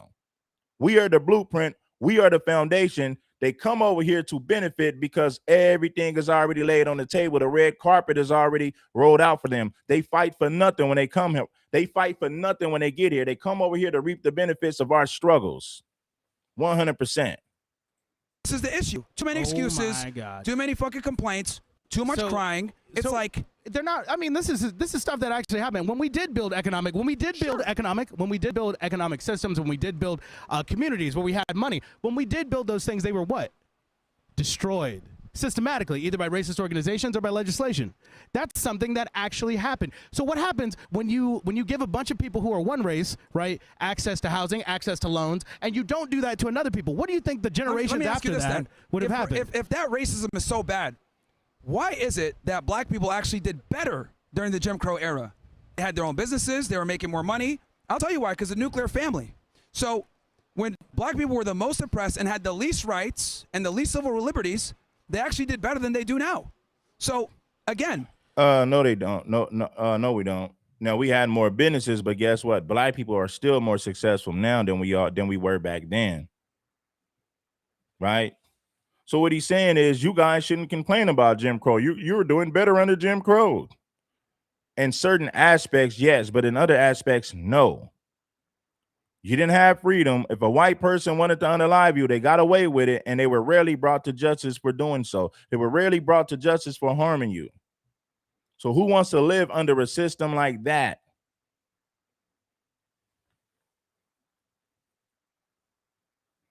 During the 1940s and the 1950s, white folks could unalive you and will never, and it was rare that they were ever held accountable. It was rare that the justice system ever dealt with them for harming us. So no, there's no way I would want to live under those rules. White people had the right to harm you legally back in the 40s and 50s. And you know, and to a certain extent, they still have that right today. It's just not as bad as it was in the 40s and 50s. But in some cases, they still have the right to harm you, and they'll get away with it because white people will justify it. Daniel Penny, they justified that. George Zimmerman, they justified that. So to a certain extent, they're still getting away with harming us because white people find a way to justify it when people harm us. So if they're getting away with it now in recent times, think about way back in the 40s and the 50s, it was 15 times worse than it is now. Reconstruction. You're talking about nothing can keep you back besides yourself. So you're talking about Reconstruction, right? What happened to all those successful businesses and things that were around during Jim Crow? They were destroyed, bro. They were destroyed, and who destroyed cousin. Our government or white racists, our white racists. But that happened. You can't even lie. That's history, brother. That's history. Again. Choice and accountability. The 90s we're just choice a couple. And that was a little bit ago. We're still living in the body. Okay, so what you're saying? Because so the people in Tulsa, people in Tulsa, Oklahoma, they chose for the Klan to come around. They chose for that. Is that what the fuck? You're talking about choice and responsibility, brother. And I'm saying, what responsibilities does the government have? What I'm saying is, in the 60s, when they were actually successful, right? They were oppressed to the highest degree, and they were still successful. So there's no excuse with racism being reeled back to not be successful. That's what I'm saying. All these other things happened. Cool. Nobody cares. People need to pick themselves up from the bootstraps. Maybe you need to start caring. Maybe people should start caring. Maybe we should have those conversations. Because if we don't take care of what happened and how people were left, like, taken away from their access to wealth, right? If we don't deal with those things, how the fuck are we going to move forward? Again, you can move forward because blacks have more opportunities than their white counterparts who are oppressing them for so long. Who gets the majority of scholarships? Well, here's the thing. There are scholarships that are only available to black people that are not available to whites. Who gets the majority of scholarships? Now, could you imagine if there was a scholarship that was only available to whites that's not available to blacks? See where I'm going with this? We've already went through that in this country. There was opportunities that were given to whites that were never available for blacks. We've already experienced that in this country. What are you talking about, dummy? We've already experienced that, fool. It was illegal for black people to read a book at one time. It's never been illegal for whites to read a book. It was illegal for the black man to be with a white woman, but it was illegal at one point for a black man to be with a white woman or for a white woman to be with a black man. But it's never been illegal in the history of America for a white man to be with a black woman or for a black woman to be with a white man. That's never been illegal in the history of this country. White men hooking up with black women, that's never been illegal in this country. Why do you think blacks they have have to do that? opportunities that whites don't have, and they, they've been getting this overcorrection for a while. But right, but we're still saying who gets the majority of loans, who gets over-policed, who gets the majority of access to wealth, who gets the majority of scholarships. It's white folk, brother. Well, they're the majority of people. They're the majority race. So, of course, they're going to be the majority in a lot of these regards that you're So, but about. if they're the majority race, how come black people, right? But we want to talk about black people in regards to crime, but you don't want to talk about how that crime got into those neighborhoods or how those things, what responsibility does white America or America, the government, have as a whole for what you keep talking about responsibility? What responsibility does the government have? Here's the problem. Blacks want to blame the government, not blame themselves. Oh, it's the government's fault. No, it's your fault for selling the drugs. Oh, no. Blacks are held accountable. There's tons of blacks in prison right now for selling drugs, but the government, the CIA, was never held accountable for flooding our communities with drugs, you fool. Blacks, we're held accountable for selling drugs when we get caught selling drugs. The government, the CIA, no, they're never held accountable for flooding our communities with these drugs. With these drugs that come over here. I don't see why any foundational black American would want to be friends with a clown like this. At some point, you got to question that person and their motives. It's like, why would you be cool with this person as a foundational black American? It makes no sense for us to be cool with a guy like this. It makes zero sense. Here's the problem. Blacks want to blame the government, not blame themselves. Oh, it's the government's fault. No, it's your fault for selling the drugs. Blacks are held accountable. The government is not. That's the major difference. Blacks want to blame the government, not blame themselves. Oh, it's the government's fault. No, it's your fault for selling the drugs. So the government has no responsibility. They have no fault, nothing bad. They didn't do anything bad. They're good. It's all gravy. The government's always going to do dumb shit. So we can't hold the government accountable. Here's the thing. You can't depend on the government to save you. He didn't say depend on the government to save you. He said, so we're not going to hold the government accountable. Instead of Myron saying, no, we're not going to hold the government accountable because he's a coward. He won't stand on business. But it's clear to see that he's not going to hold the government accountable. Why? Because Myron once worked for Homeland Security. Myron used to work for the federal government, so he'll never hold him accountable.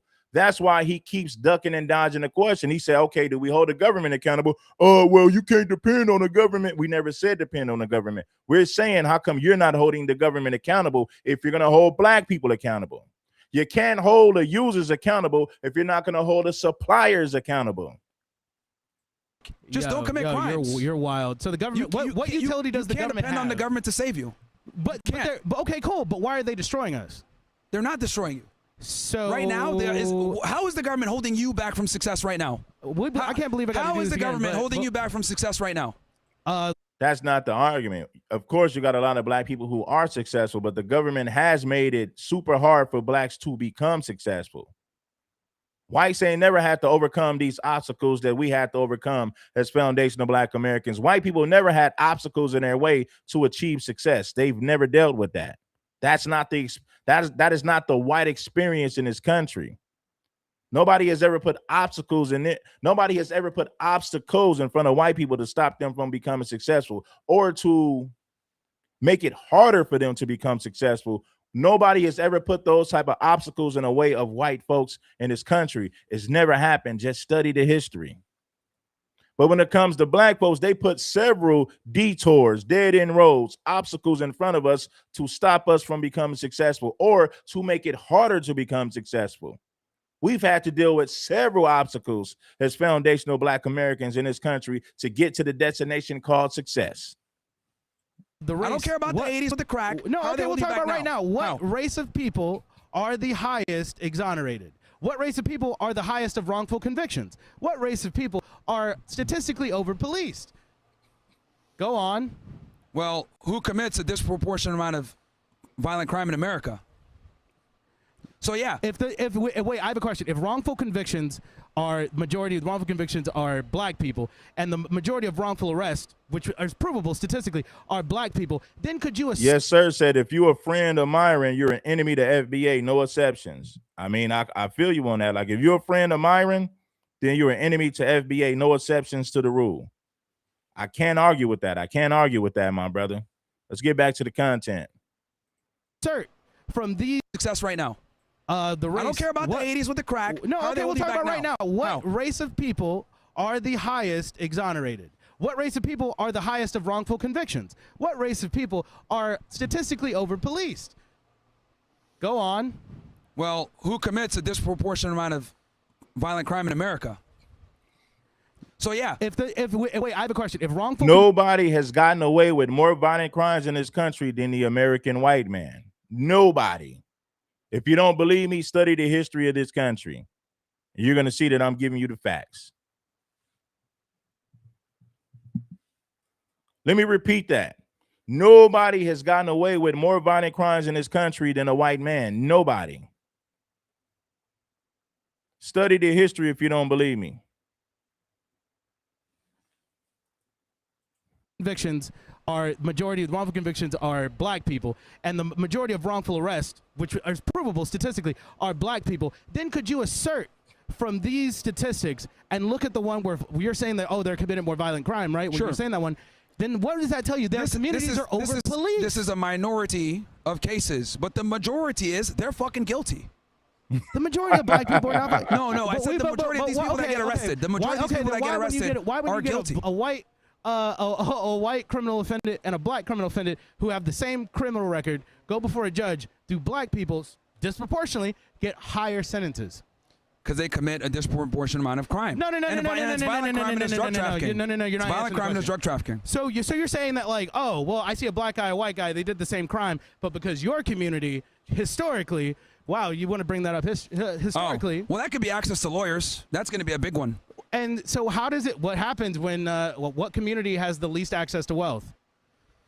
It's black people. Whose fault is that? Black people. If we're constantly bro, you just admitted. This is why nobody fucking takes black people serious, man. Like, this is crazy. Like, I'm gonna let him go. You take us serious because you're always talking about us. But guess what? We're not talking about Sudanese people because no one cares to talk about Sudanese people. Nobody cares about you guys. That's why nobody talks about you.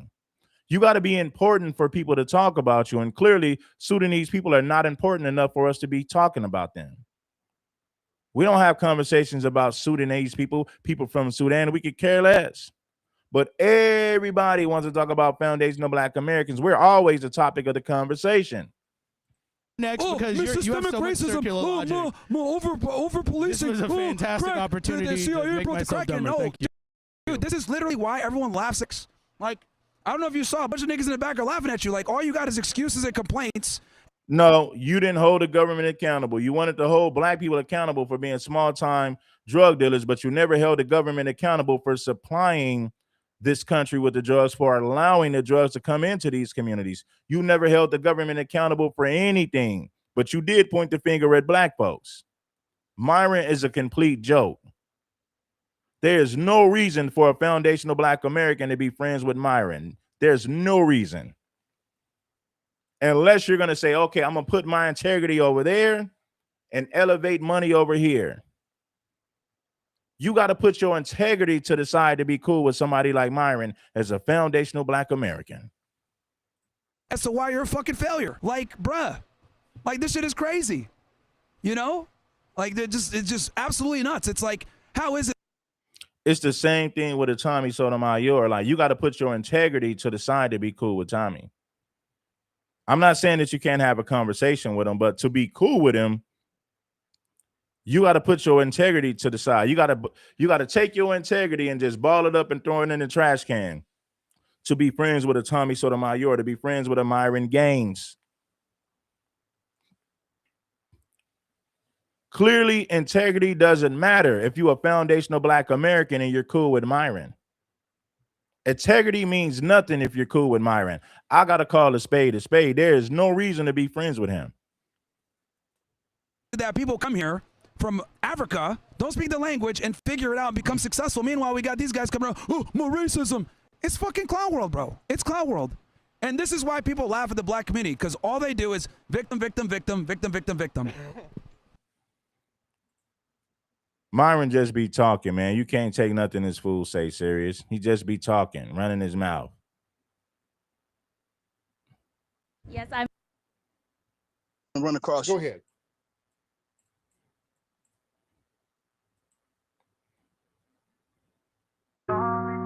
Shout out to Sean Vire for blessing the Cash App, man. Let's get some more people to show some love and appreciation for the show. If Myron Gaines was live, you guys would have sent 50. You guys would have sent 50 Cash Apps or 50 Super Chats if Myron Gaines was going live. You know what I'm saying? Somebody who speaks for FBA people. We barely got a few people who blessed the show today. What's up with that? Out of 500 some people, we got less than 10. Out of 500 some people who was watching the show today, we got less than 10 people who actually supported the podcast. That's crazy when you really think about it.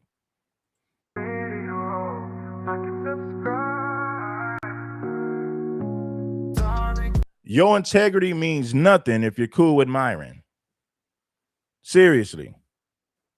Why would you want to be cool with somebody that denigrates and disrespects your people every chance they get? Why would you want to be friends with somebody like that as a foundational Black American? Apparently, integrity means nothing to be cool with Myron as a foundational Black American. It is time to stand on FBA business.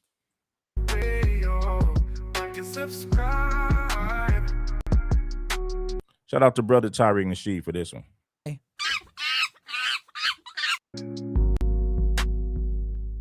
Some bitch ass said, why'd you flee your homeland? I was born here, bitch. Get the fuck out of my chat.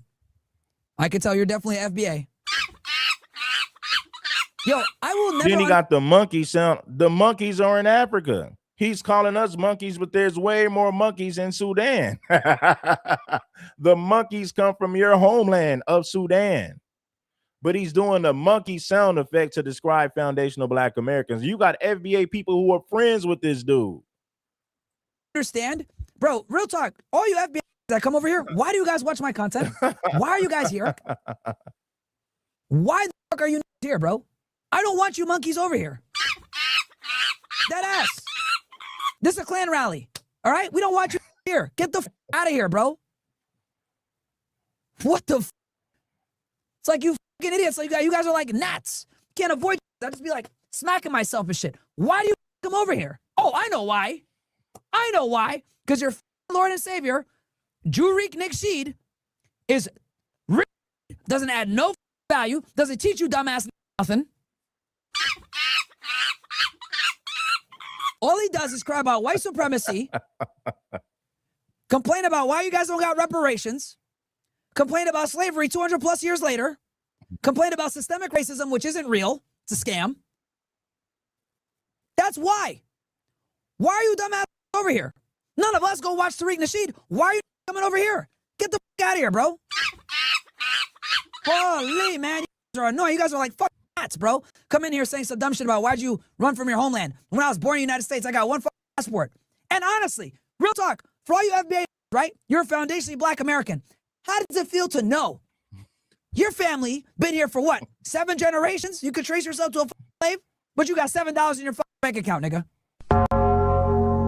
Explain that to me. How you been here for 7 generations and you got $7 in your account and you got this tether, as you would say, that's way more successful than you, speaks your language better than you, still can speak Arabic, got a college degree, immigrant parents, they fled their country, right? Still doing better than you. Embarrassing. Embarrassing. You're dumb monkey ass over here donating to Tariq Nasheed. Basically, he's saying y'all monkeys. He calling us monkeys. And he the one that comes from Sudan where all the monkeys are. I'm more successful than you. You FBAs only have $7 in your bank account. Still can speak Arabic, got a college degree, immigrant parents, they fled their country, right? Still doing better than you. Embarrassing. And honestly, real talk, for all you FBA, right? You're a foundationally Black American. How does it feel to know your family been here for what? 7 generations? You could trace yourself to a slave, but you got $7 in your bank account, nigga. Explain that to me. How you been here for 7 generations and you got $7 in your account and you got this tether, as you would say, that's way more successful than you, speaks your language better than you, still can speak Arabic, got a college degree, immigrant parents, they fled their country, right? Still doing better than you. Embarrassing. Embarrassing. You're dumb monkey ass over here donating to Tariq Nasheed. As he's grifting, you stupid ass. telling that you guys are victims, that you should be going to a historically black college. By the way, you ain't gonna get a job after that shit, FYI. Telling you that everyone's a suspected white supremacist, that they're all out to get you, that systemic racism is a problem, and that you're selling cocaine because of the CIA. Yeah, that makes perfect sense. And all you idiots fall for it like a bunch of. Hey, man, you gotta understand, you know, I'm a product of my environment. I sold the crack, you know, because it's a product of my environment. Get the out of here, bro. You guys never want to take accountability, man. You guys are worse than women. Bitch ass, man, come in here talking all this shit. Why do you guys watch me, bro? But like, I know why. You guys boring after a while, listening to dumbass Tariq Nasheed talk about white supremacists all day. Or dumbass Dr. Umar saying you got to pay him $1,000 to have lunch. What the fuck? We was gangs. You guys are clowns, bro. You guys are clowns. Oh, Myron, well, these white people don't really like you, bro. They would deport you if they can. I don't give a fuck what they want to do. I don't give a fuck. I'm just telling the truth. You guys are a bunch of victim-ass, bitch-ass. That's the truth. You sit for white people. Really? Yeah, here's the other thing, too. White supremacists don't come into my chat talking shit. It's you, bitch-ass, that do. Why'd you flee your country? Shut the fuck up. This is your country and you're still poor. The fuck out of here, man. You watermelon felon, you fucking welfare warriors coming in here talking shit to me. The fuck out of here, man. You watermelon felon, you fucking welfare warriors coming in here talking shit to me. Talking about you didn't build this country up. We built this country up. Well, let's ask a real question, America. Was the kind really worth it? I don't think so. I don't think so. Every major city in America cooked. Because you Sudanese. Shut the fuck up. You don't even know where Sudan is on a fuck map, dumbass. First generation, speak your language better than you. First generation, still speak another language. First generation, multimillionaire. You, 7th generation, $7 in the account. All right, what's good, Uncle Tariq? I'm good, man. How are you, sir?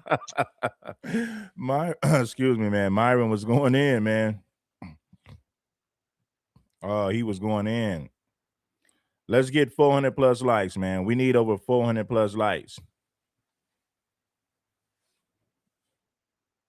We need to get 400 likes with no problem. Let's get it. Oh, man, this is crazy right here. Crazy. I'm good, man. Good to hear you. Good to hear from you again, dude. And you know, we working or whatever.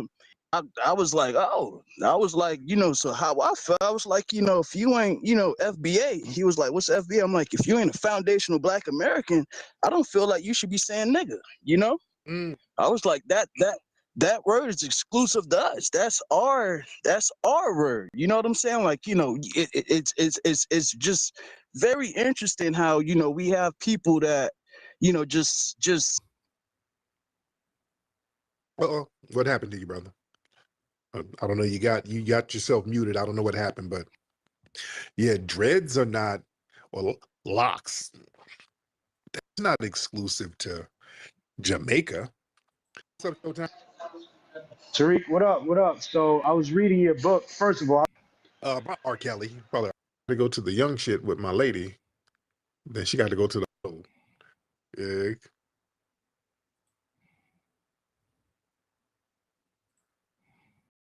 Yes, I'm another here, a woman hearing feminism, but that's just because Sure. that's what I'm passionate about.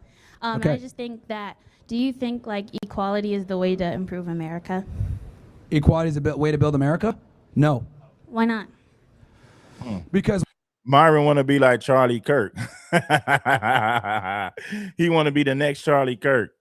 when you go ahead and you prioritize equality, you put people in positions that they don't necessarily deserve because you want to be equal.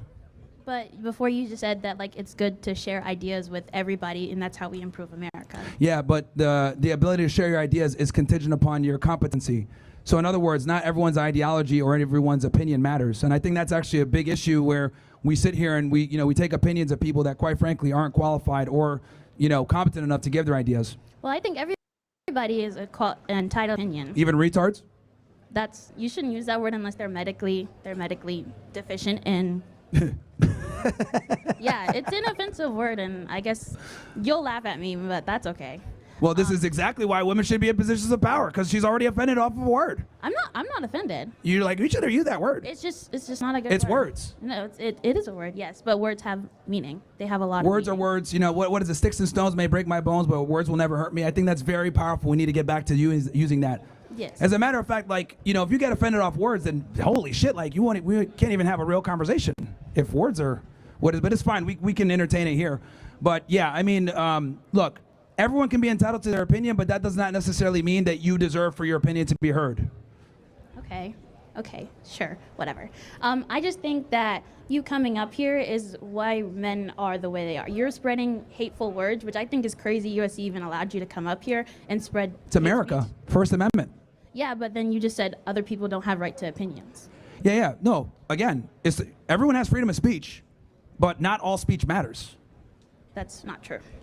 All speech matters. No, it doesn't. Yes, it does. No, it doesn't. Yes, it does. Your speech mattering is contingent upon your competency and your ideas, and you actually not being a retard, and you being intelligent, being able to convey your ideas in a certain way. Like, there's a reason why people listen to certain people, because they're like, okay, this guy has, you know, good tonality, he's able to speak, he's able to convey himself. No one wants to listen to a bumbling idiot stutter all day like Peter Thiel. Okay, yeah, that's true. I do agree with that. People have to know how to form their words to get to people who they want to reach. Absolutely. And I do agree with that. But I think the fact that what you're spreading, you're the reason why men are the way they are today, and why it's so hateful still towards women. That's why feminism exists, because we're tired of being raped, we're tired of being hit, we're tired of being at the lower bottom of the food chain. And if for you, for some reason, that's like a problem, because obviously. So she's fighting for feminism, right? Instead of fighting for foundational Black Americans, she's fighting to be a liberal feminist like the white woman. All right. You think we shouldn't have the same rights? You think we shouldn't be equal? Yeah, I think women need to go back to being second-class citizens, we're going to be honest. I don't think you guys should have the right to vote either, because you guys tend to put idiots in office. Idiots in office? You guys do realize that if we had to rely on... Myron Gaines said he don't believe that women should have the right to vote. What do you guys think about that? Was America a better place before women had the right to vote? Now, don't call me a sexist when you get in and go, oh, you were sexist. I'm just asking a simple question. Was America a better place before women had the right to vote? If women had to go back to doing home things and getting in the kitchen, would we have better marriages and relationships, right? See, nowadays, women are allowed to run their mouth. They're allowed to be disrespectful. They're allowed to be, they're sexually liberated and highly educated. So give me your thoughts on that. Has feminism destroyed the Black woman? Has feminism destroyed women in general in this country? Give me your thoughts in the comment section. The female vote, Kamala Harris should be president of the United States right now. Do you guys understand that? Like, we'd be fucking cooked. And that's what happens when you let women get into positions of power. Well, when men are positioned of power, they cause wars. Actually, they've done a study on this, and it's women are more likely to cause wars when in a position of power. But how many wars have been started by men? Well, men obviously have been the leaders of majority of the time, Okay. but when women are in positions of power, they're more likely to start wars. Actually, That doesn't even make sense. You're not even on the basis to prove that, because you guys haven't allowed women to be in positions of. I'm until very saying when recently. they have been in positions of power, they're more likely to create wars. And you know what the other part is too? That's funny. Women actually prefer to be under male authority. Like when they polled women, would you rather work for a man or a woman? Most women actually prefer. Feminism has destroyed women of all races in America, the Black woman in particular. Feminism has destroyed all races of women in America, the Black women in particular, because when Black women embrace feminism, their marriage rates will drop to the ground. Prior to feminism, Black women had very high rates of marriage prior to feminism. Right? Now, after Black women became feminists, they became the least married group of women. Black women were, at one point in time, Black women were, they had some of the highest rates of marriage before they embraced feminism. Now, after Black women embraced feminism, now they are the least married group of women in America. So that is no coincidence right there. Feminism has destroyed the American Black woman. Look at black women before they became feminists. They had higher rates of marriages. You had more black families. 80-something percent of black children had both of their parents at home. Once black women became feminists, then it became the complete opposite. That's all I'm saying. Now, I'm not saying that women shouldn't have the right to vote. I'm talking about feminism. Look at black women before they became feminists, then look at black women after they became feminists. It is night and day. That's all I'm saying. And if you don't believe me, just study the history. Don't shoot the messenger. To work for men versus working for women, because the problem with women is that when you guys have your little circles and everything else like that, like you guys have like this weird like you know, beef and stuff like that where you guys don't really convey your ideologies to each other. It's like, oh, I don't like her because she's pretty, so like like you guys lie to each other all the time. For example, girls will go out, like let's say you guys are gonna go to the club, right? And like there's one fat girl in the group and she's wearing a dress and she looks like shit. You guys will sit there and be like, oh, like put on this dress because you know it'll look better. When in reality, you just don't want to tell her that she looks fat and you guys are gonna get in. Like with men, it's not the same. We're around each other. Hey, dude, you look like a fag. Change. We gotta fucking get in here. You know, whatever. Like men are honest with each other. Women aren't, right? And that's a problem. And that bleeds into many other different things. Yeah, I do agree that women being fake towards each other is a problem, because the only way we'll advance or be better or get tired of all this bigotry and hatred is the fact Bigotry that is we good. work together. Bigotry is good. Why? Because it identifies problems a lot of the time, so you can recognize pattern and then, you know, put yourself in a position where it's like, damn, I'm walking down the street right now, it's 4 black guys, I'm gonna cross. You know what I mean? Or, you know, I'm around an Indian guy, he probably is dodging deodorant this week, let me go this way, right? Or, you know, it's just like, you know, let me hide my pennies, I'm around a Jew. That was, you ain't gonna lie, man, that was funny.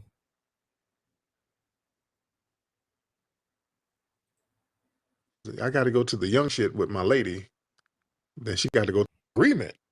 Yeah. I want to hear love come folks in here. Jakara. Hi, Siri. Where's your family from? And then my immediate family lives up. So Love it. of the Trey Reed story, not how, but like, where do you think they're harder? You see.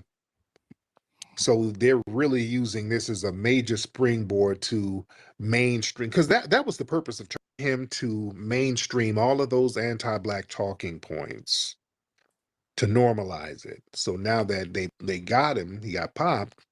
Now this is an opportunity for them to just really springboard it and just really get it in there real fast now, because they're using the death. If anybody goes against any policy that supports making him a martyr, they're going to be like, oh, well, damn it, you're insensitive. Oh, God, well, we're going to, thing is, the Republicans, if that pendulum's going to be very interesting in the next election.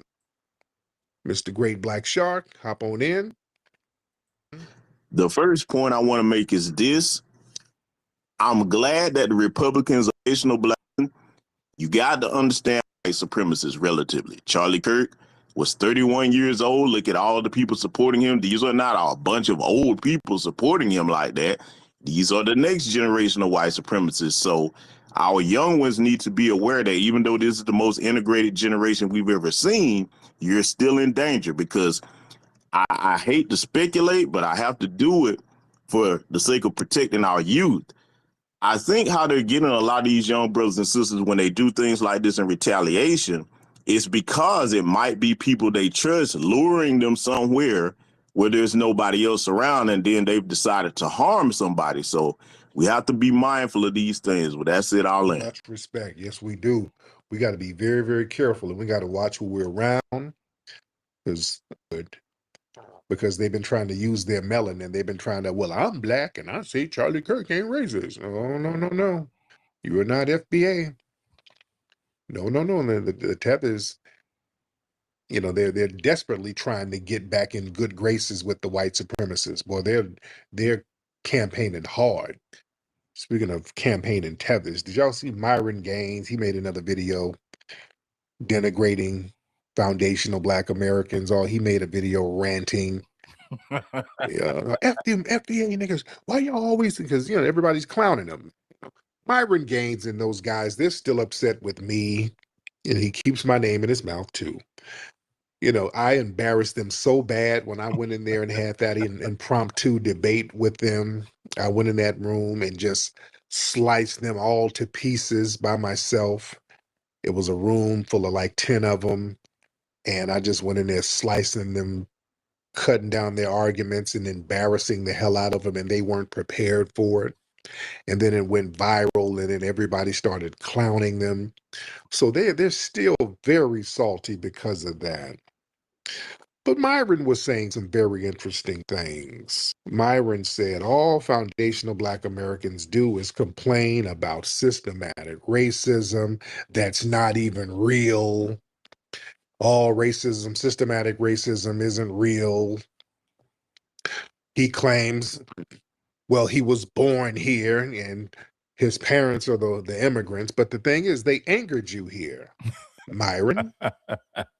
Your parents anchored you here.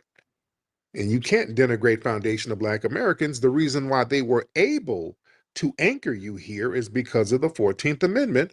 And the 14th Amendment came out of a Black grassroots movement led by foundational Black Americans.